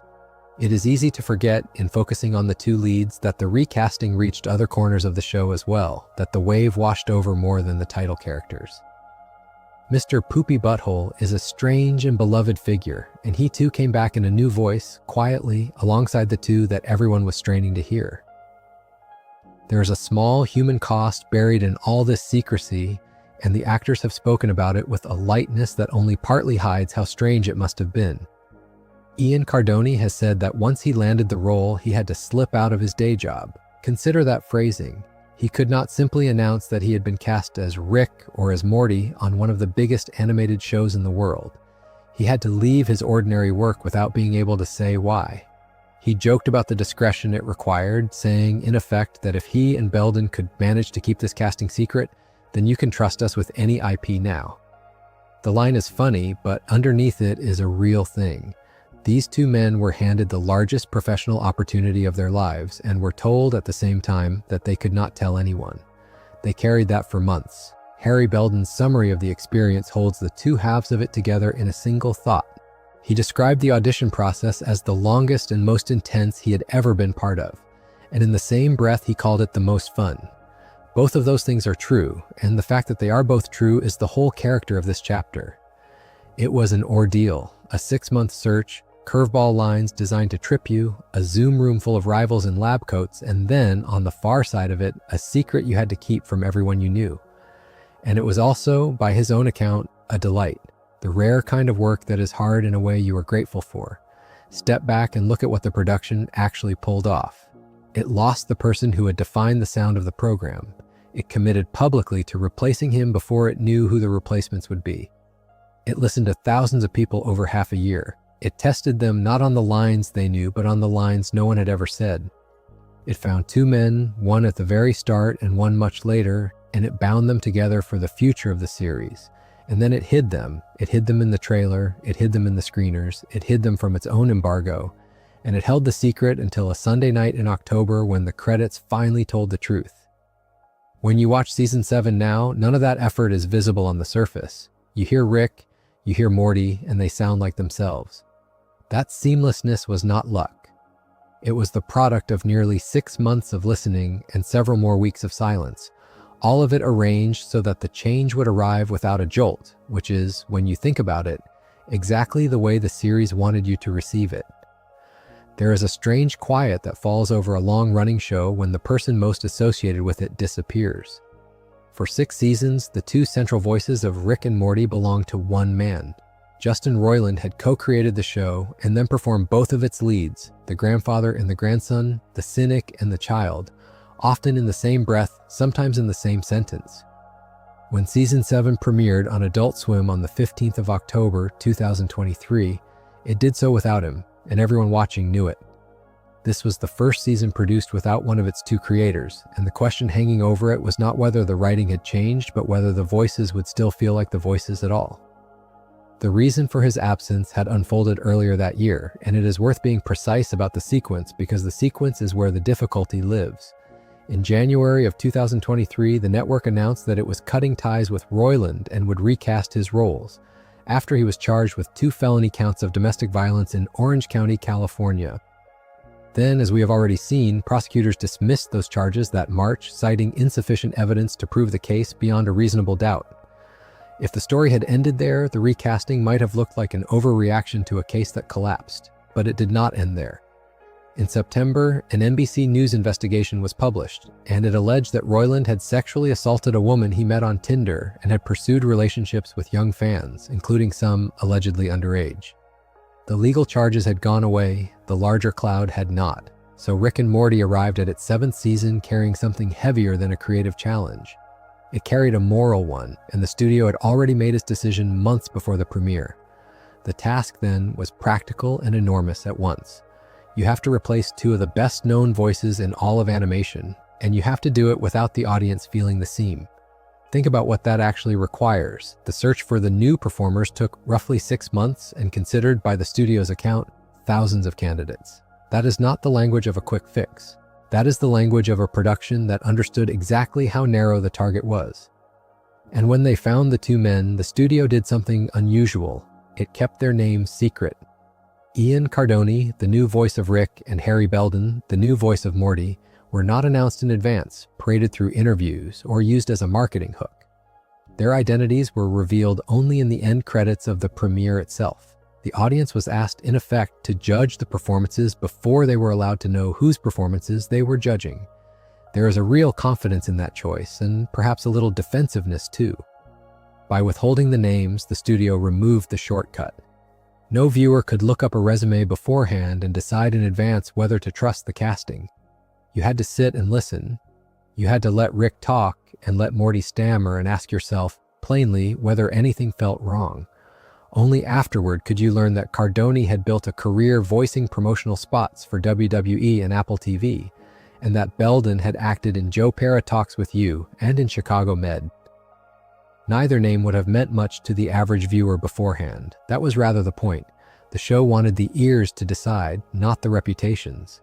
And so we come to the judging itself, which arrived in 2 very different waves. The critics went first, and the critics were, on balance, reassured. On Rotten Tomatoes, Season 7 holds a 77% score from the critics, based on 13 reviews. That is a solid number, though a modest one by the series' own history, and the consensus attached to it is worth hearing carefully. The critics wrote, in effect, that after the recasting, the program settles into a holding pattern that nevertheless still yields plenty of amusing invention. Read that consensus slowly. It is not a rave, it is not a dismissal. It is the sound of relief mixed with mild fatigue. The show is not broken. The series is also not reaching for anything new. It has proven it can survive the loss, and having proven it, it has paused to catch its breath. Some of the individual reviews went further, and their headlines told the story of the season more bluntly than any score could. Variety argued that the season proves Rick and Morty works just fine without Justin Roiland. The Daily Beast ran its review under a headline that stated it even more flatly, that the show does not need Justin Roiland. Notice how pointed that framing is. These are not reviews about jokes or plots. These are verdicts on a question of dependence, on whether a series can outlive the man who gave it half its voice. And the critical answer, delivered in headline type, was that it can. The performances held. The seam did not show, or did not show enough to matter. The audience told a different story, and the gap between the 2 is the most interesting thing about this whole season. On the same site where the critics gave 77%, the audience score, the popcorn meter, sits at 52% from over 1,000 ratings. 52 is not a catastrophe, but placed beside 77, it opens a real distance, and the distance was even wider at the beginning. At the time of the premiere, multiple outlets reported Season 7 as the franchise's lowest ever scores on Rotten Tomatoes. The audience score briefly fell into what the site calls rotten territory, reported at one point as low as 33%, before it climbed as more ratings came in. That early number is a photograph of a specific emotion. It is the sound of the most invested fans arriving first, listening hard and recoiling, or perhaps arriving already having decided to recoil. The number climbing afterward suggests that the later, calmer wave of viewers heard something the first wave could not, or would not, hear. To understand how unusual that low point was, you have to measure it against its own past. Before this season, the previous low for Rick and Morty on Rotten Tomatoes had been Season 5, which scored 86% with critics and 60% with audiences. So the floor the program had known, its worst prior showing, still sat comfortably above where Season 7 landed with viewers and far above that momentary 33. The recasting set a new bottom for the franchise, and it did so along the one axis that matters most to a studio counting on loyalty, the axis of the fans themselves. The live viewership carried the same message in a different currency. The premiere drew an overnight rating of about 0.22, with under 500,000 live viewers. That was roughly a 50% drop from the Season 6 finale, which had rated just under 0.5. Now, live overnight numbers are a blunt instrument in an age when most people watch later and elsewhere, and it would be a mistake to read that drop as a pure referendum on the new voices, but it is not nothing. Half the live audience that had shown up for the previous finale did not show up for this premiere, and whatever tangle of reasons sits behind that, the timing is impossible to ignore. The show returned diminished in the room, even as it was being told by critics that it had survived intact. Hold those two facts next to each other, because together they form the real portrait of Season 7. The professionals said it works fine. The crowd, at least the crowd that arrived first and the crowd that tuned in live, was smaller and colder. One of these groups was judging the craft. The other was judging something harder to name, a mixture of the craft and the memory and, quite possibly, the news that had come out in September. It is hard to separate a fan's disappointment in a new voice from a fan's discomfort with everything that made the new voice necessary. The score cannot tell you which it is. My own sense, offered plainly as opinion, is that the early 33 was less a review of Ian Cardoni or Harry Belden than of the whole situation, and the two men simply happened to be standing where the situation could be scored. There is one voice from inside the series that speaks to this, and it belongs to the co-creator who stayed. Dan Harmon said that he avoids reading online commentary about Rick and Morty, which is a sensible habit for anyone in his position. But he did not stay entirely sealed off, and what he described of the fan response to the new voice actors is telling. He called it, in his own words, way more of a warm hug than I expected. Notice everything packed into that single phrase. It admits that he expected the worst. It admits that he braced for rejection. And it reports that the rejection, or at least the version of it he allowed himself to see, was gentler than the bracing. A warm hug is not the same as thunderous approval. It is the relief of a person who feared being struck and was instead quietly held. That relief has a shape, and the shape has a name. The season's finale, its 10th episode, is called Fear No Mort, and more than one reviewer singled it out as the standout of the year. What earned it that place is instructive. It is not built like a typical Rick and Morty adventure. There is no grand sci-fi machinery driving it, no cosmic set piece or escalating gag about the multiverse.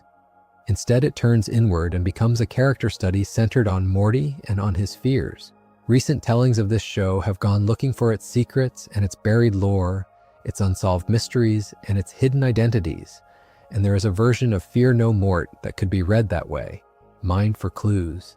This is not that reading. What matters here, for the question this chapter is asking, is quieter and almost ironic. In the very season when the show had to prove that Morty could still be Morty in a new voice, the episode critics praised most was the one that placed Morty's inner life at its exact center. The program answered the doubt about its recast not by hiding Morty in the noise of a big plot, but by walking straight up to him and asking him to carry an entire episode alone. Think about what that means as a statement of confidence. You do not build your most acclaimed episode of the season around a character's fears if you are worried the voice performing those fears cannot hold the weight. The choice itself is an argument. It says the studio believed in Harry Belden's Morty enough to let that Morty be vulnerable, be still, be examined at length. And the reviewers who singled the episode out were, whether they framed it this way or not, confirming the argument. The recast had not just survived a season of adventures, it had passed the harder test of intimacy. So did the recast work? The honest answer is that it depends entirely on who you ask and when you ask them.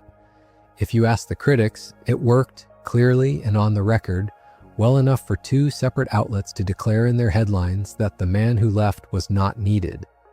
If you ask the earliest and most vocal fans on the night of the premiere, it did not, or it had not yet, and the franchise touched a low it had never touched before. If you ask those same fans a little later, once the ratings had settled, the picture softened toward that 52, still the series' weakest audience showing but no longer a freefall. And if you ask Dan Harmon, the answer is the most human of all, that the response was kinder than the fear that preceded it. What Season 7 really proved is narrower and more durable than any single score. It proved that Rick and Morty is a machine that can keep running when one of its two makers is removed, that the writing and the world and the shape of the thing were never lodged entirely in one throat. The voices changed and the show remained recognizably itself, enough for the critics to bless it and enough for most of the audience to come, eventually, back. Whether that counts as the recast working or merely as the recast not failing is a distinction each listener will draw differently. The numbers give you both readings and refuse to choose between them.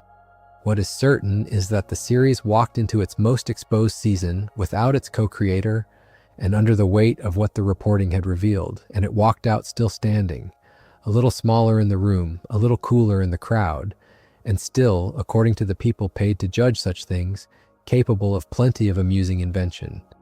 And so the pattern holds across every controversy this video has traced. The scandals that gathered around Rick and Morty were never separate from the thing that made Rick and Morty worth arguing about in the first place. A story built on the premise that nothing matters, told by writers who then had to decide what mattered to them, released into a culture that took the joke and forgot the ache underneath it. The Szechuan sauce, the harassment of the women in the room, the leaks, the recasting of a voice that had become inseparable from two of its central characters, all of it circles the same tension. A show about a man too smart to care, made by people who could not stop caring, watched by an audience that sometimes learned the wrong lesson. Think about what that means for a story that asked, again and again, whether cruelty and genius have to travel together.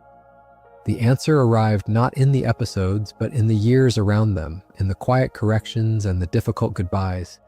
Somewhere a garage light stays on. The green portal has closed for the night, and the tools are where they were left, and the house is finally still. Two chairs, one empty, wait for a morning that will look almost the same as the last. If you enjoyed this video essay, make sure to subscribe. Thanks for watching, and I will see you in the next.